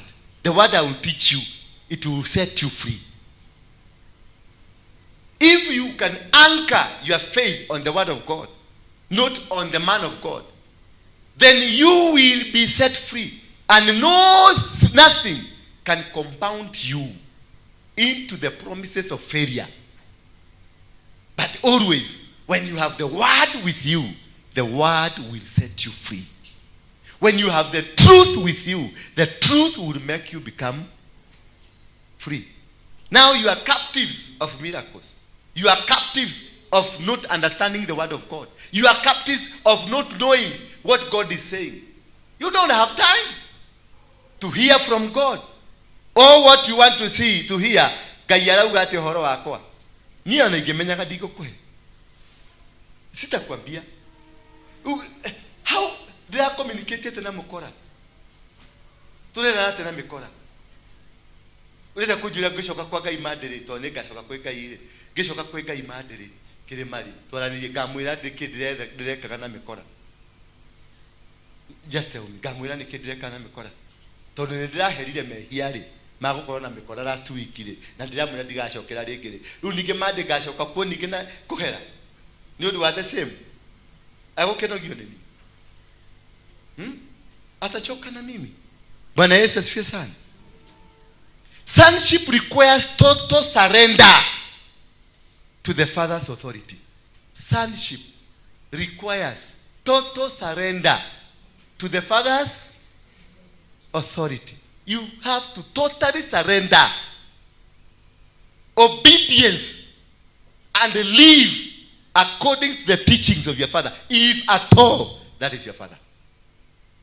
Kama I am your Father, you have to totally surrender to me. Follow what I'm telling you. Follow me as I follow Christ. But if you are here but you don't obey me, you don't respect me, you don't walk the way I'm telling you, then you are not my son. You are not my daughter. You are just but a hooligan. Na digetekera gutwarana nawe. Ono gikoro ni kihe kido heaga jendageria. Because I don't want to misbehave to my father. Because I have a father whom I'm totally surrendered to. Bwana Yesu asifiwe sana. Because Harrison called me yesterday. Akaniambia nataka kutembea kwenu. Why did he kuniambia nataka kutembea kwenu?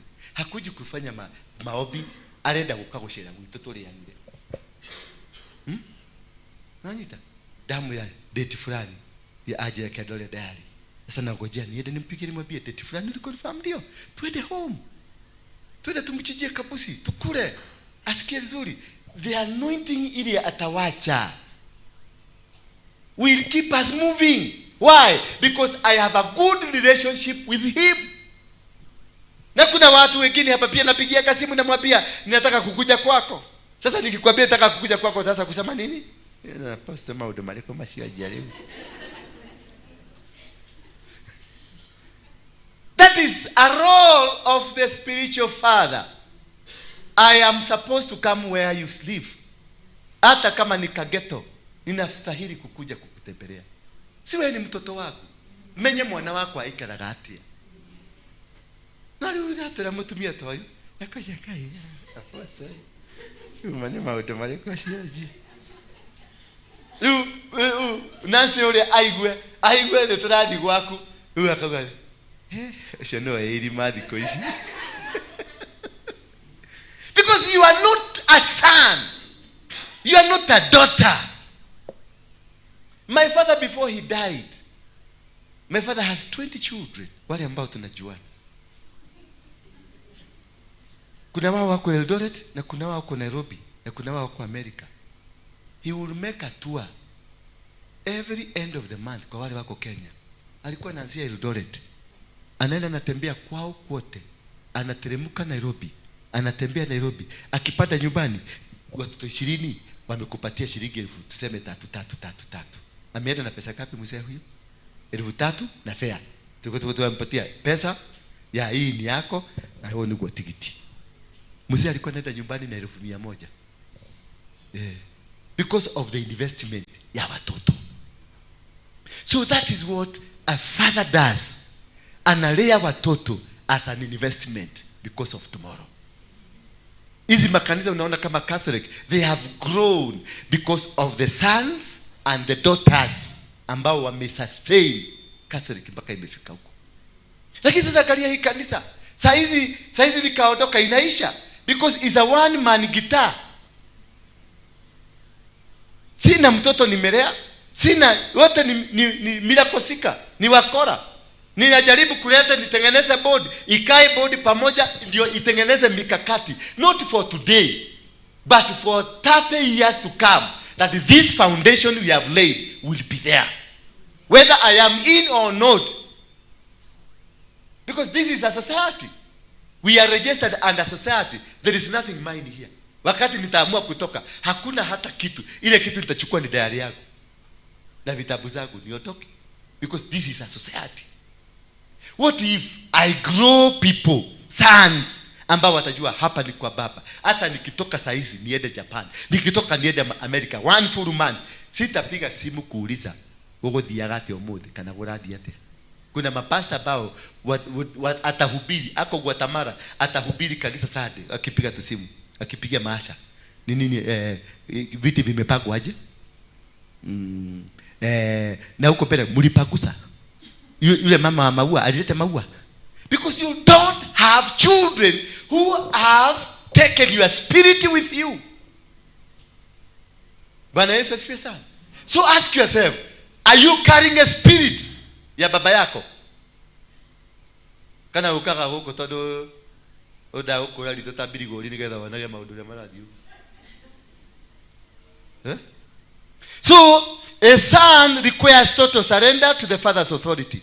The son speaks as the father taught him, or the son spoke as the father taught him. Tusome kitabu ya John 8 verse tumeenda sana. John 8 verse 22. Ama tusome kwanza 8. John 8 verse 28. Tafadhali. Verse 28. John 8 verse 28, please. Quickly. So Jesus said, when you have lifted up the Son of Man, then you will know that I am he, and that I do nothing on my own authority, but speak thus as the Father taught me. So a son speaks like the father.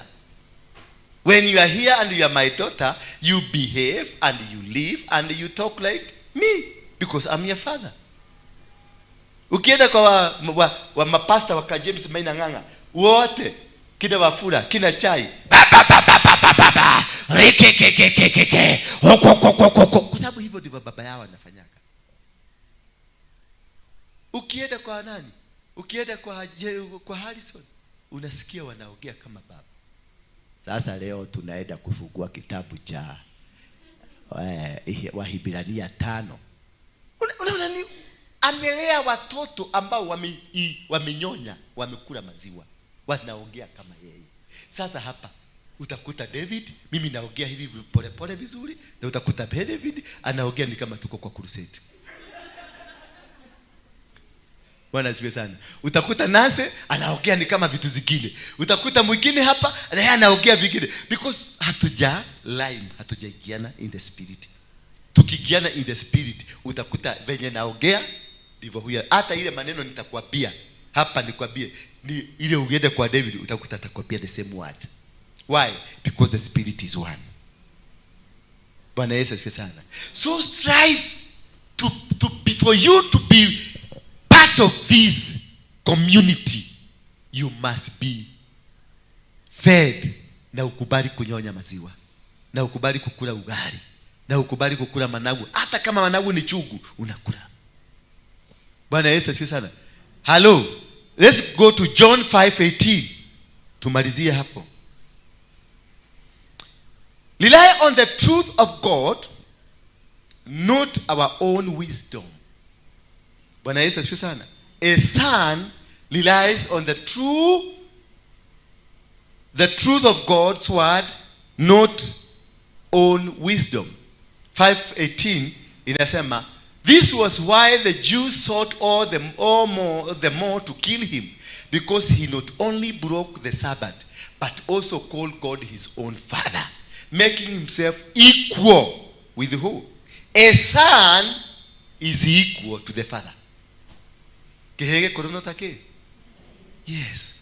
When you see my son ameingia mahali, that one approves that this thing is also known, because my son can represent me. I can send you these people that are my sons.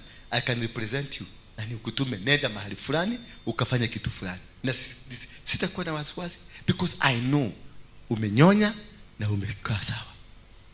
Bwana Yesu asifiwe sana. Sijui kama tumesoma kitu leo. Kuna kitu umeelewa? Because I have seen kuna mambo tunafanya kwa hii kanisa ambayo sio mzuri. Tumekuwa na grasshoppers nyingi sana. A lot of grasshoppers. Roho wadai. Na hiyo roho ni mbaya.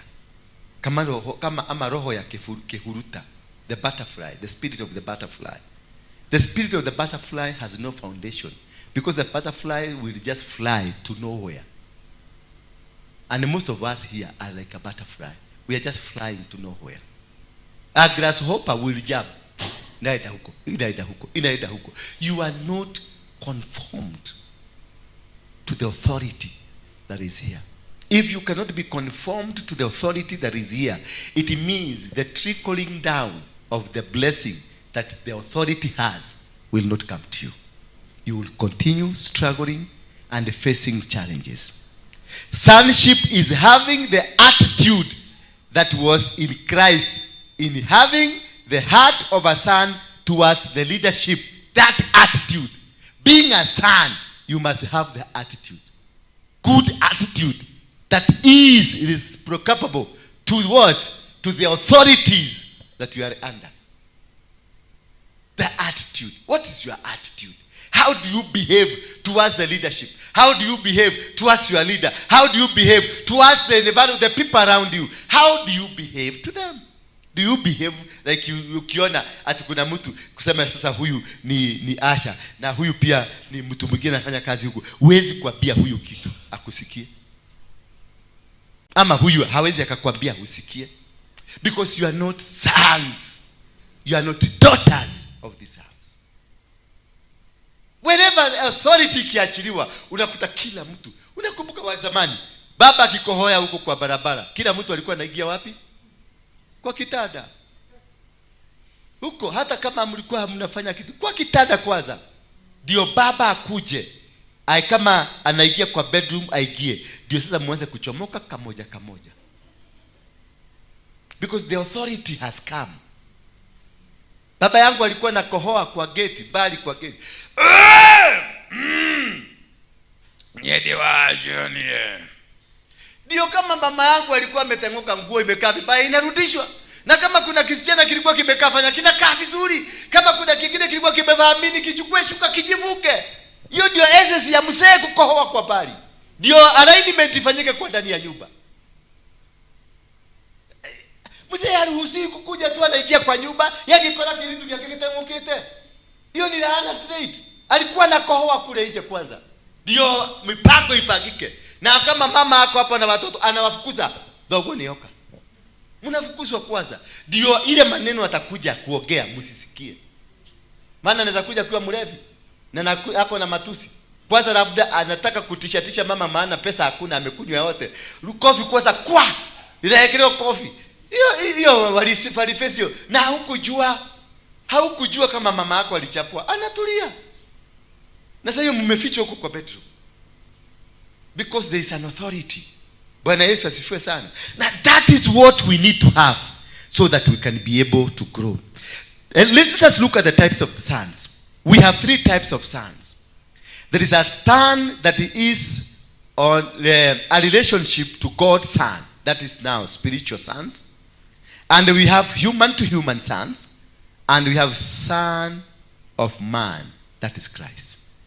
Those are the 3 sons. 3 types of sons. And the characteristics of sonship is a son must be dependable. Characteristics of a son must be dependable. Sorry, not dependable, bendable. Bend. Mtu mwenye anaweza kukunjwa akakujuke. Characteristic number 2, the son must be bindable. You can be bound. You are bindable. Number 3, the son must be teachable. Number 4, the son must be leadable, that you can be led. Number 5, the son must be serviceable. Mtu wa kusikia, kufundishika. Number 6, the son must be commendable. And lastly but not least, he must be sendable. Sendable. That I can trust you, nikikutuma. I can believe that whatever you are going to do, itafanyika. What are the stages of a son? Let us look at the 4 stages of the son. A son, stage number 1, ambao tutaiangalia Sunday vizuri, is infants. Mtoto, kitoto ambacho ni ki-infant. What's an infant? Kitoto kidogo ambacho hakijielewi, kinajikunia, kinajikojolea. Kuna watu tuko na wao hapa wako na miaka 70 lakini ni vitoto hivyo, ni infants. Stage number 2 is young child. Are you writing? Stage number 2 is young child, and the stage number 3 is spiritual teenager. I'm a teenager. And the stage number 4 is a mature son. Now this is a question I want to leave with you to ask yourself. Mpaka hapo uko. Are you an infant, a young child, a teenager, or a mature son? How do you behave? And this you can only see how you behave with your spiritual authority. Wakubwa wako. How do you behave to them? Bwana Yesu asifiwe sana. How do you to know kama umekomaa? How do you behave? Unajibishanaje na authority ili umekaa chini yake? Unarudishaje? How do you talk back? How do you reason back? Itakuelewa what stage are you. Bwana Yesu asifiwe sana. Ndio itakueleza what position are you and where you are headed. Na kuna wengine walistagnate, walikuwa bilikimo, nikamuzee lakini nikabilikano kametoshana hivi, hakuna mahali kanaenda, hakarefuki tena. Hello, are we together? Leo mmekaa kustuka. So ask yourself, kwa wale ambao tumekaa na nyinyi hapa, are you a son? Are you a daughter? Ask. And if you are, how have you done, or how have you been behaving with the authorities of this place? Do you conform to the authorities? Do you do things? Kama umewahi kusekenya hapa, you are not my son. Kama umewahi kukuja tukabishana na wewe, you are not my son. Nilikukasi already. Kama ulikuja hapa na ukora ukanipora pora hivi kiukora ukora, you are not my son. Bwana Yesu asifiwe sana. So ask yourself, what has been your relationship here? Or if you call yourself a son here, what kind of a son are you? Tusimame tu kwa miguu yetu.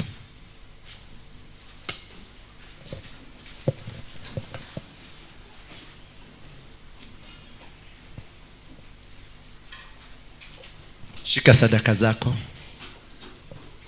Keyboard only. Shika sadaka zako kwa mkono. Na alafu ukiweka zaka zako kwa bahasha, usifunge ile bahasha. Usifunge na mate. Don't seal it. Kama umeseal, it's okay, but don't seal that envelope. Wacha tu ikue open. Lakini kama umeseal, it's okay, no problem.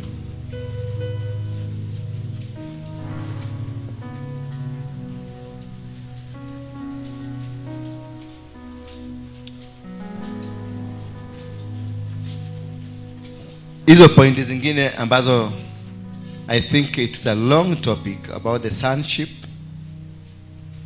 na lazima tuweze kuizungumzia. It will entail another 3 good hours or 4 hours, because you have to know 2 decisions of a son, the roles of a son, characteristics of a spiritual son, qualifications to become a son. I think this one tutaihandle kwa kesha yetu. On this Friday we'll be having a kesha. I don't know what really happened. We no longer nowadays announce it, kwa sababu hatukufanya ya kila first week of the month. The first week or the month or the late week ambayo inaenda kwa first week, there is a kesha. And the mid of the month, that Friday of the mid of the month, we also have a kesha. Kesha the mid of the month ni ya kusubmit, kurudi kwa Mungu, kuja kuomba, kuja kutubu dhambi zetu. Nayo kesha ya mwanzo ya wiki ya kwanza ya mwezi, it is the key to the month, kufungulisha mwezi. Are you getting me? So it is that way. Ikuwe hivyo na ikuwe ndio culture from today. Every first week of the month, Friday ya kwanza ya mwezi kuna kesha, na Friday ya katikati ya mwezi kule tarehe 15, 16 hapo ya katikati kuna kesha. Kesha ya katikati ya mwezi ni ya kutubu. Sana sana tunakuja kuomba, tunakuja kusubmit to God, kuja kulilia Mungu, kuja kumuita Mungu. It is not that ukuje ati mshinde mkipigiwa gitaa kuja kesha. Kuja, jitolee kuja tupige maombi yetu. Kama ni mid month tupige maombi yetu. Nayo ya kwanza, na tunakuwa tumebeba zaka zetu za kufungulisha mwezi, ndio tubariki mwezi, ndio mwezi mzima tuachilie neema ya mwezi huo, ndio milango yako ikuwe imefunguka. Bwana Yesu asifiwe sana. So David, you've been in charge of that. The kesha zote, I want to see the structure on that. Ulayasi na wale wengine usifanye vitu kama burudosa hapa. Ujue kuna viongozi wengine. Usifanye kazi peke yako. Ukifanya kazi peke yako ninaicancel hata kama ni mzuri, because I want teamwork. Nothing will be done here as an individual. We do it as a teamwork. Anything, hata kama ni kwenda kuosha choo, munakaa chini watu 3 4, munaenda kuosha choo, munapaga, munapitisha. Lakini ikikuwa ni wewe tu unasema hapa ndio uweze kufinya watu wengine, nitakufukuza na nitakucancel, nitakwambia get out of. Hapa hakuna mtu ambaye nitasema ati huyu ni special na huyu si special. Nobody is special here. Nobody is important than the others. All of us, we are special before the eyes of God. We need to build a team. Mambo ya one man guitar isiingie hapa. Hello, mambo ya decision ati hapa president ati nishikuwa anaweza ku make decision peke yake. No. A decision might be made by everybody. Hello. Simulete basi hizi. Bado mnataka to make a decision. Ubarikiwe sana. God bless you. God bless you. God bless you. God bless you. Kwa wale wa simu, namba ziko kwenye kuta pale. God bless you. Mungu akufungulie milango yako. Mungu akupe kibali chako. Pata kibali cha Mungu kwa kazi zako. Kazi yako ya mikono ikabarikiwe. Mungu akufungulie njia zako. Receive favor from God. Receive favor from God. Favor ikufuate. Favor ikufuate na ifuate watoto wako. Favor ikufuate na ikufuate kazi ya mikono yako ikabarikiwe. Nguo. Okay, wekelea pale. May God bless you. May God anoint you. May God favor you. May God set you free from the bondages of not understanding the process. Ya wapi? May God see you through. May God bless you. Receive the blessing. Receive favor. Receive kibali. Kibali cha Mungu kikuwe pamoja na wewe. Milango yako na ikafunguke. Na upate kibali kwa njia zozote zile. So, huyu ni mchanga. Msifikirie ni kahirisi amenipatia, ni mchanga. Ni vizuri ibada kama hii unakuja na mchanga wa kwenu. Mchanga kuna sasa Friday mkikuja nitafundisha about the sonship and also talk more about the soil. Why do I ask people to bring the soil? Ni kwa nini? Jitagia teri wake. There is a huge meaning in the soil.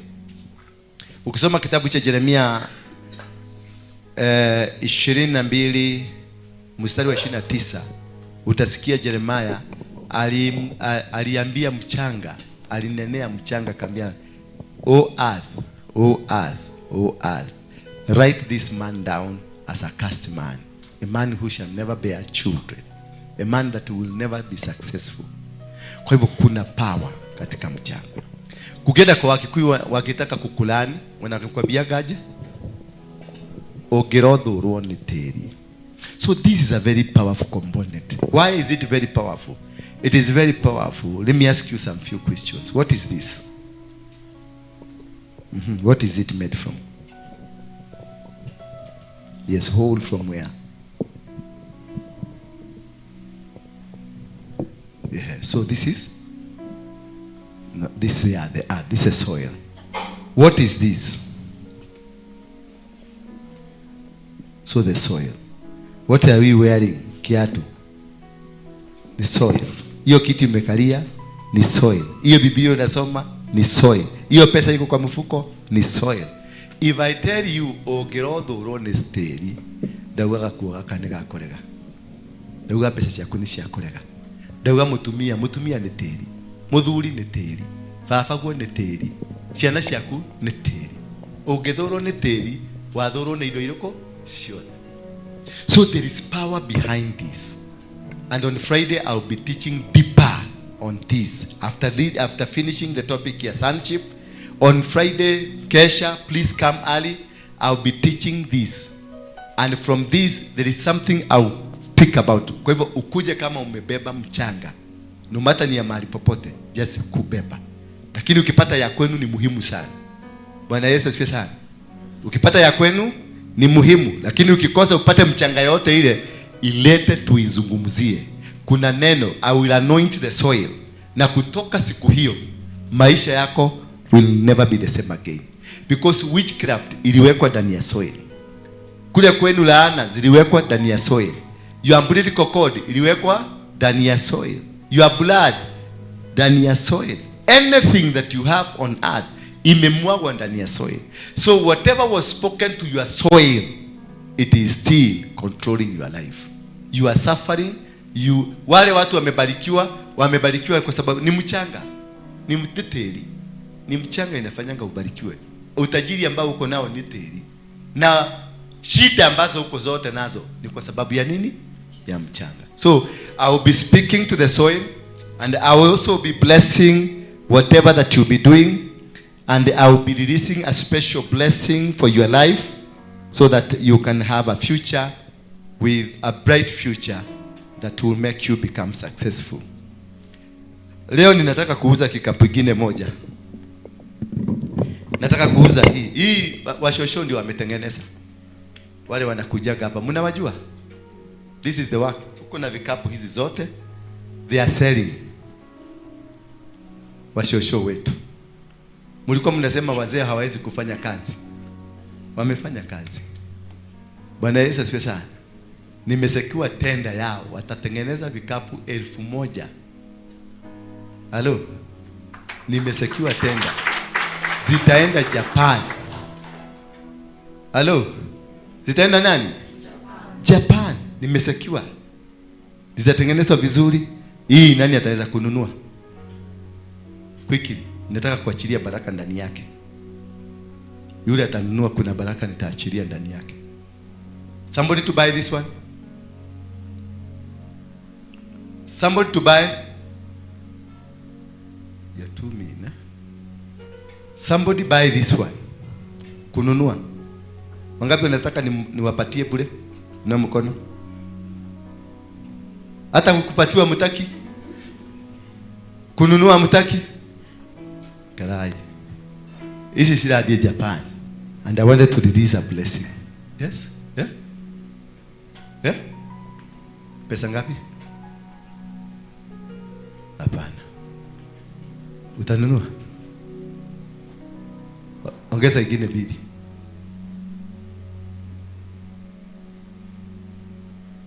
Ongeza ingine 2. Si kununua unanunua, ongeza ingine 2. Chukua. Hizo zimefika ngapi? Alikuwa amesema 1. Nimemwambia ongeza ngapi? The Holy Trinity.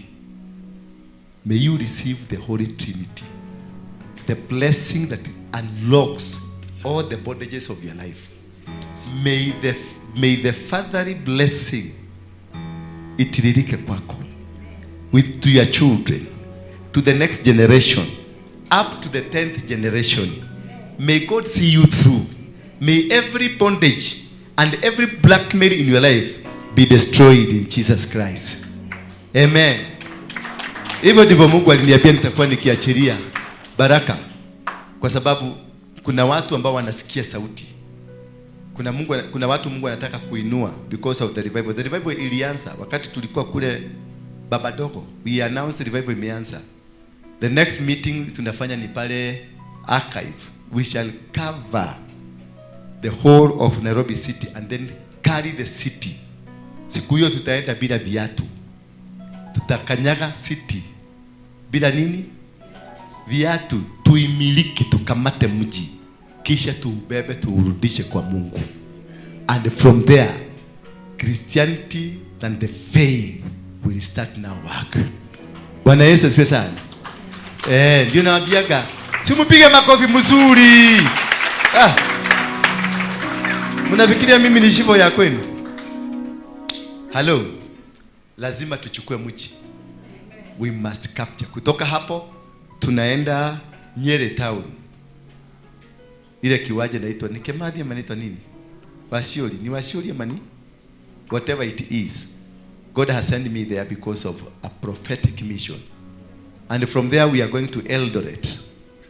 There is another event that we'll be doing to Eldoret which is very prophetic. So sasa ni kujitayarisha kuotoka. Ndio maana nimefundisha deliberately this topic. Ndio mikora muotoke. Nataka kutembea na watoto wangu.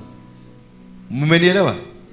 So we be doing a service of the sonship, and this service is for you to bring sacrifices to connect you with the altar, with the authority here. So whatever that trickles down on me trickles down to you. Hallelujah. Bwana Yesu asifiwe sana. Inua mikono yako juu, fungua kinywa chako, mwambie Mungu, leo nataka tu nifungua moyo wangu nikafanyike mtoto katika nyumba hii, ama mtoto katika madhabahu. Yaani omba tu Mungu mahali popote atakutuma uende, ukifika huko ufanyike mtoto, usikue mkora. Ufanyike mtoto mwenye anasikiliza, mtoto mwenye anasikiliza jinsi Mungu anavyotaka. Obedience. Mtu ambaye anakubalika, mtu anatembea katika mamlaka ya kiungu.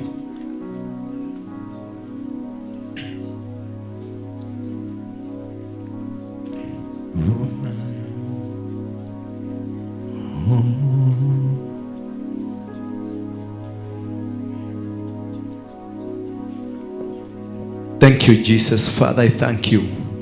Ninakuabudu Baba na kushukuru, maana wewe ni Mungu mwenye uwezo, Mungu muumba. Uliumba mbingu na ukaumba dunia, ukaumba wanyama, miti, mito na hata maji, ukaumba mawingu na kila kitu kilicho katika uso wa dunia na uso wa mbingu.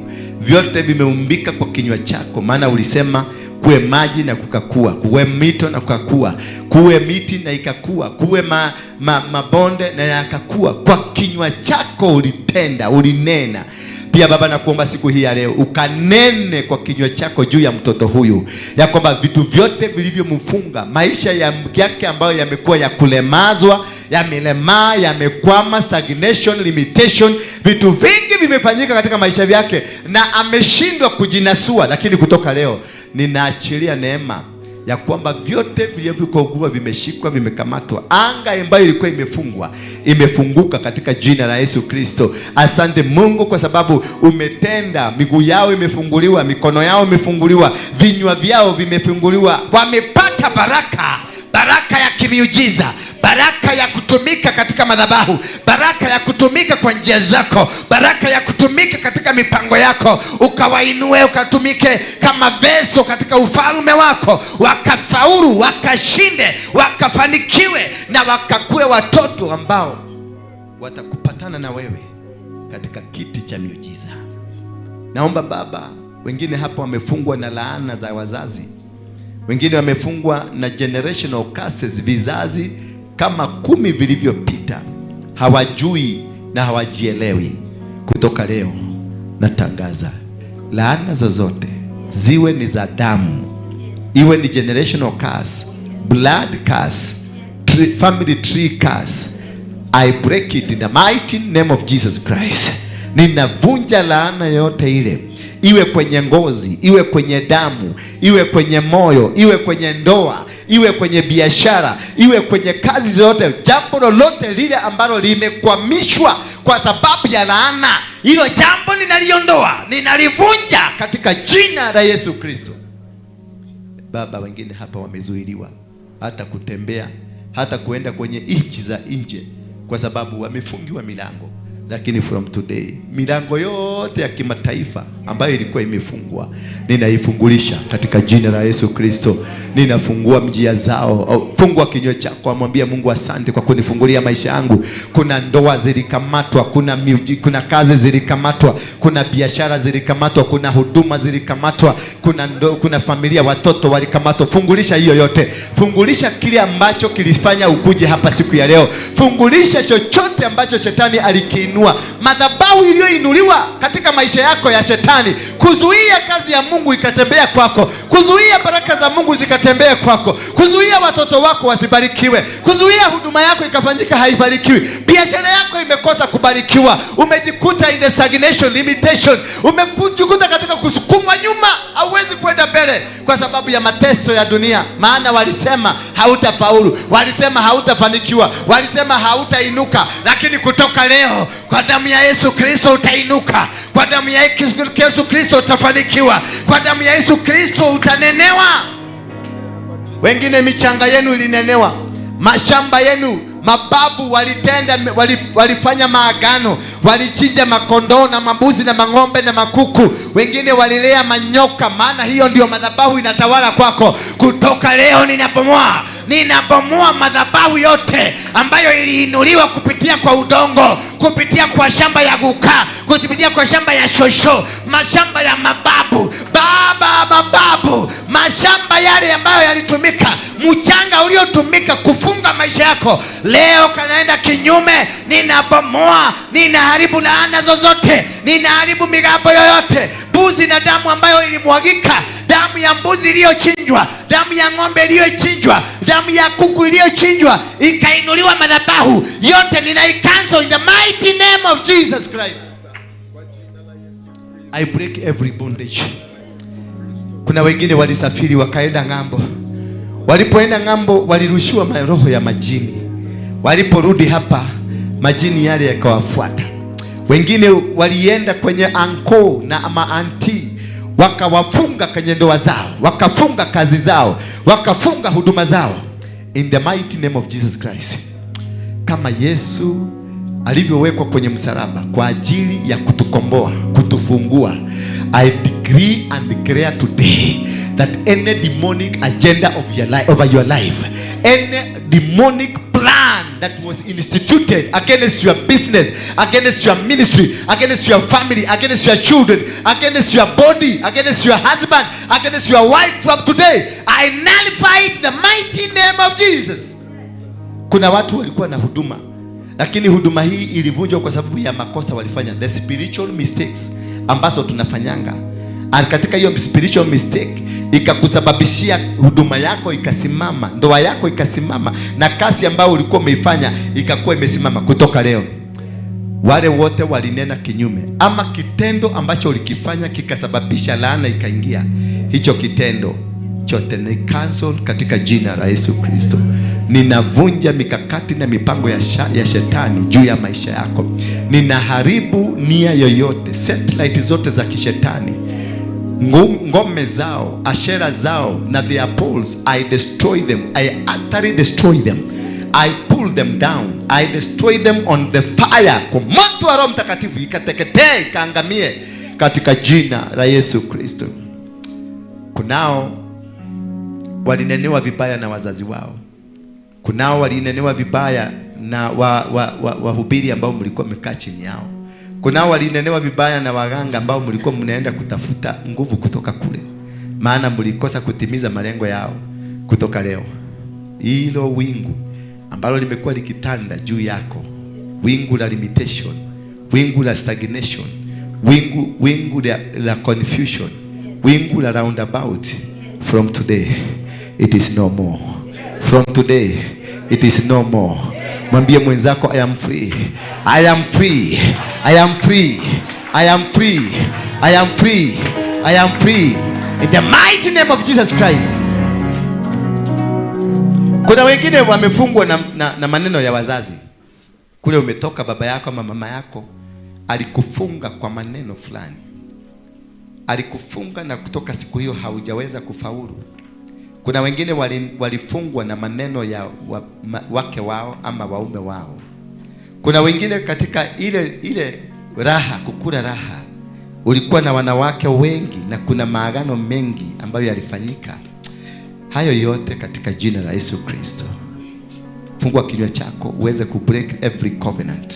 Whatever you spoke with that spouse, with that boyfriend, with that man of God, with that muganga, maneno yote ambayo mlifanya, magano yote yalifanyika, cancel sasa. Fungua kinywa chako uanze kukata, uanze ku break every covenant, break every covenant, break every authority, break every word, break every word, break every word, break every word.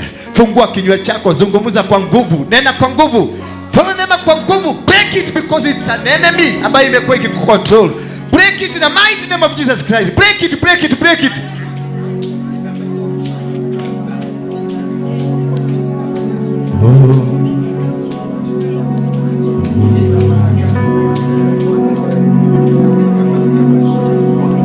Kuna wengine wanakuanga wameanza kitu, wameanza plan fulani, kazi ama wameanza ndoa, lakini wanapokwenda kuishika moto, hasira inatokezea.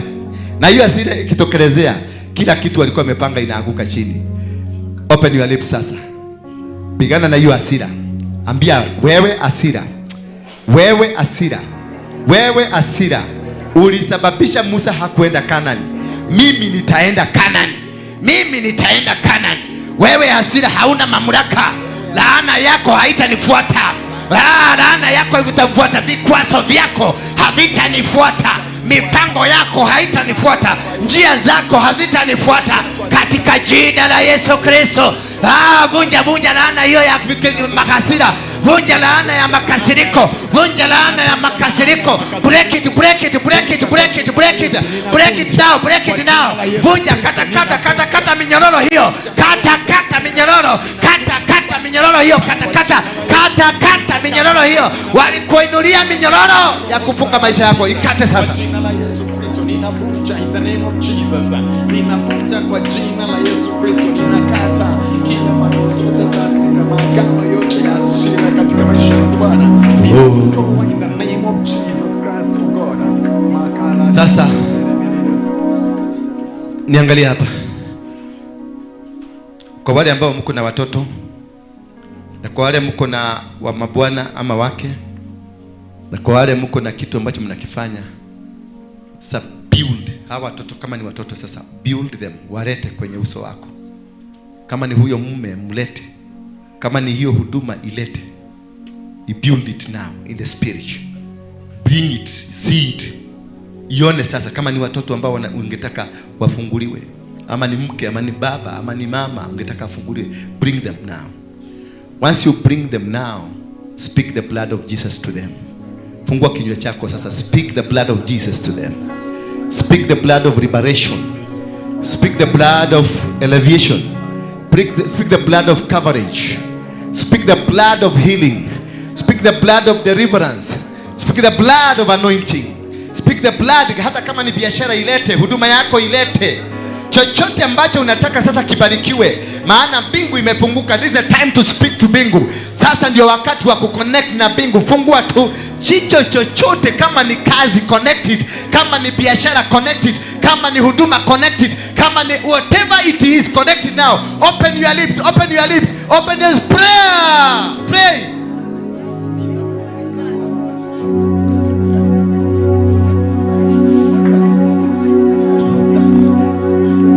Fungua kinywa chako, pray it, pray it, pray church, pray. Walete watoto wako, walete watoto wako, huduma yako, biashara yako, kazi yako ilete. Iweke uso, iweke mbele ya Mungu. Present it in the court of heaven. Present it ya.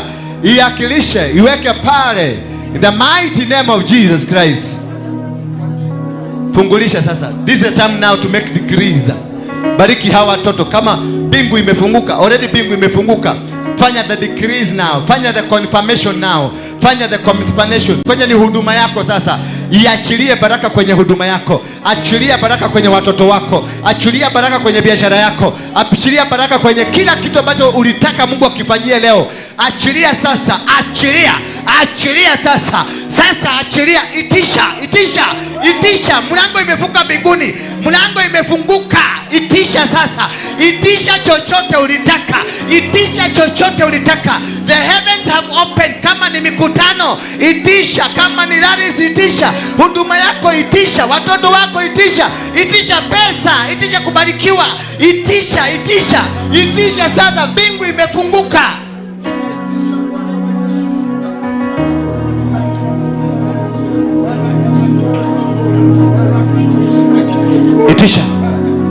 Itisha kazi yako ambayo ilikuwa imepotea. Itisha ndoa yako iliyokuwa imepotea.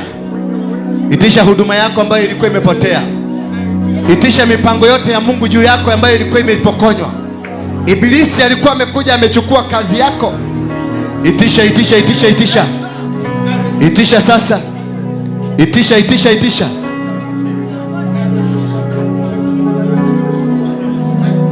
Itisha chochote kiliibiwa.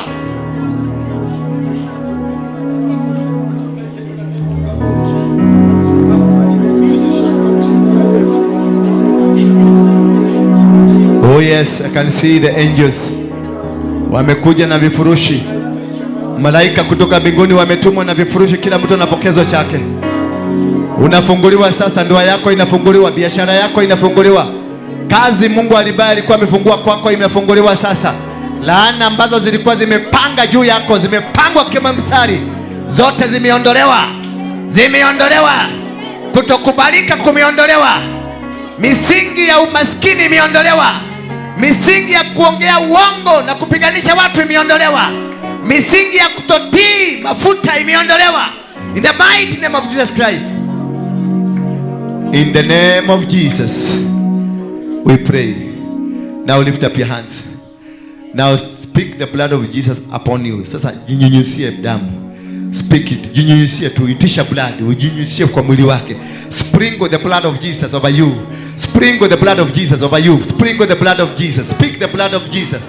Speak the blood of Jesus over everything, over anything and everything over your life. Speak the blood of Jesus. The blood of Jesus. The blood of Jesus. Speak the blood of Jesus. Speak the blood of Jesus. Speak the blood of Jesus. Yes. Nyunyusia damu. Jinyunyusie kwa kichwa chako, mwili wako. Jinyunyusie watoto wako, kazi yako inyunyusie. Sprinkle the blood of Jesus. Sprinkle, cover the blood of Jesus.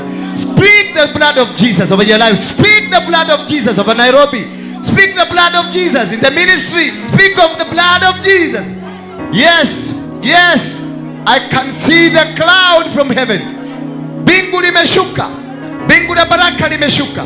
Bingu linalobeba kifunguo cha maisha yako imeshuka. Imeshuka sasa, watu wanafunguliwa.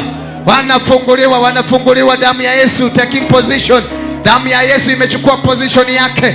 Damu ya Yesu imechukua position yake. Damu ya Yesu, damu ya Yesu, damu ya Yesu imechukua position yake. In the mighty name of Jesus Christ, somebody say amen. Now you are free. You may be seated. You may be seated. Piga Yesu makofi. Umefunguliwa. Believe anything ambacho ulitaka kifanyike kutoka mbinguni, it has been done. Anything, it has been done. Whatever that you wanted be done, it has been confirmed in heaven. You are free. Every bondage ambazo mlikuwa mumewekwa, mitego yote ambayo ilikuwa imewekwa ya kuwanaza, kukamata biashara zenu, kazi zenu, familia zenu, ndoa zenu, it has been broken. May the God of heaven bless you. May the God of heaven cover you. May the God of heaven guide you. May the blessing of Abraham shower with you. The Abrahamic blessings ikufuate. Abrahamic blessing, popote utaenda katika dunia hii, utembee na Abrahamic blessings. Kama vile Isaac alitembea na Abrahamic blessing akabarikiwa. Alilima kukiwa na jua akabarikiwa. Jakobo aliteseka kwa Laban lakini alishinda, na ukapokea the Abrahamic blessing. Milango yako na ikafunguke, njia zako na zikafunguke, ndoa yako na ikafanikiwe, biashara yako na ikabarikiwe, huduma yako na kainuke, upate kibali ukienda na upate kibali ukirudi, ukubalike katika nchi yako na ukubalike nchi ya mbali, ukubalike store zako zikaongezeke, mifuko yako iviongezeke, vikapu vyako viongezeke, mifugo yako ikaongezeke, watoto wakabarikiwe, ukainuliwe, upate kibali, maadui wako wasambaratike katika jina la Yesu Kristo. May God open for you every hidden treasure that was hidden away from you. Isaiah 45. May God destroy the iron gates, milango ya chuma iliyotengenezwa kuzuia wewe kuona your hidden treasure. Zile vitu ambavyo vyote vimefichwa, the treasures that are hidden. May God open your eyes. May God open your eyes. Kutoka sasa macho yako itafunguliwa. Macho yako imefunguliwa. Guza macho yako sasa, guza macho yako. Achilia neno la kiunabii kwa macho yako. Achilia neno la kiunabii kwa macho yako. Yambie macho sasa, vitu vyote vilikuwa vimefichwa, macho uanze kuona. Macho anza kuona leo. Anza kuona, you will see. Guza miguu yako, guza miguu yako. Ambia miguu sasa, utanipeleka mahali wameficha vitu zangu. Ambia miguu, utanipeleka mahali vitu vimefichwa, mahali vitu zangu, mahali yangu, mahali ndoa yangu imefichwa, mahali kazi yangu imefichwa, mahali watoto wangu wako. Ndio sasa, ndio hayo, ndio hiyo sasa Mungu amefungua. In the mighty name of Jesus Christ. Bwana Yesu asifiwe sana. May God bless you. May God anoint you. May God cover you. You are special children in heaven. You are the children of God. God will walk with you. In the night, God will walk with you. In the day, God will walk with you. Any weapon fashioned against you will not win against you. It is not by power, nor by mighty, but by the Spirit of God you are going to win. Every battle that was put against you. In the book of Exodus 14, verse 10, the Bible says, sit down and see the deliverance he is about to bring to do. That the enemies you are seeing today, you will never see them again.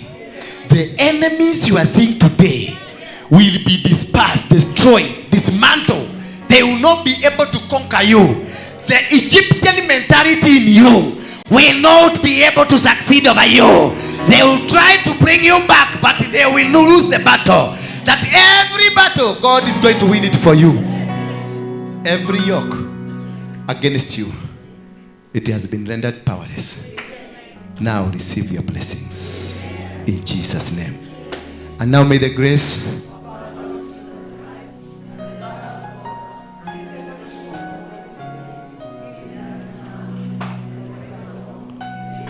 and now may the grace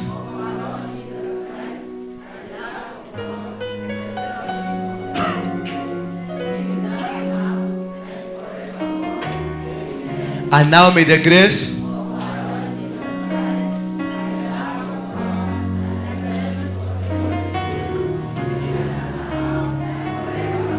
and now may the grace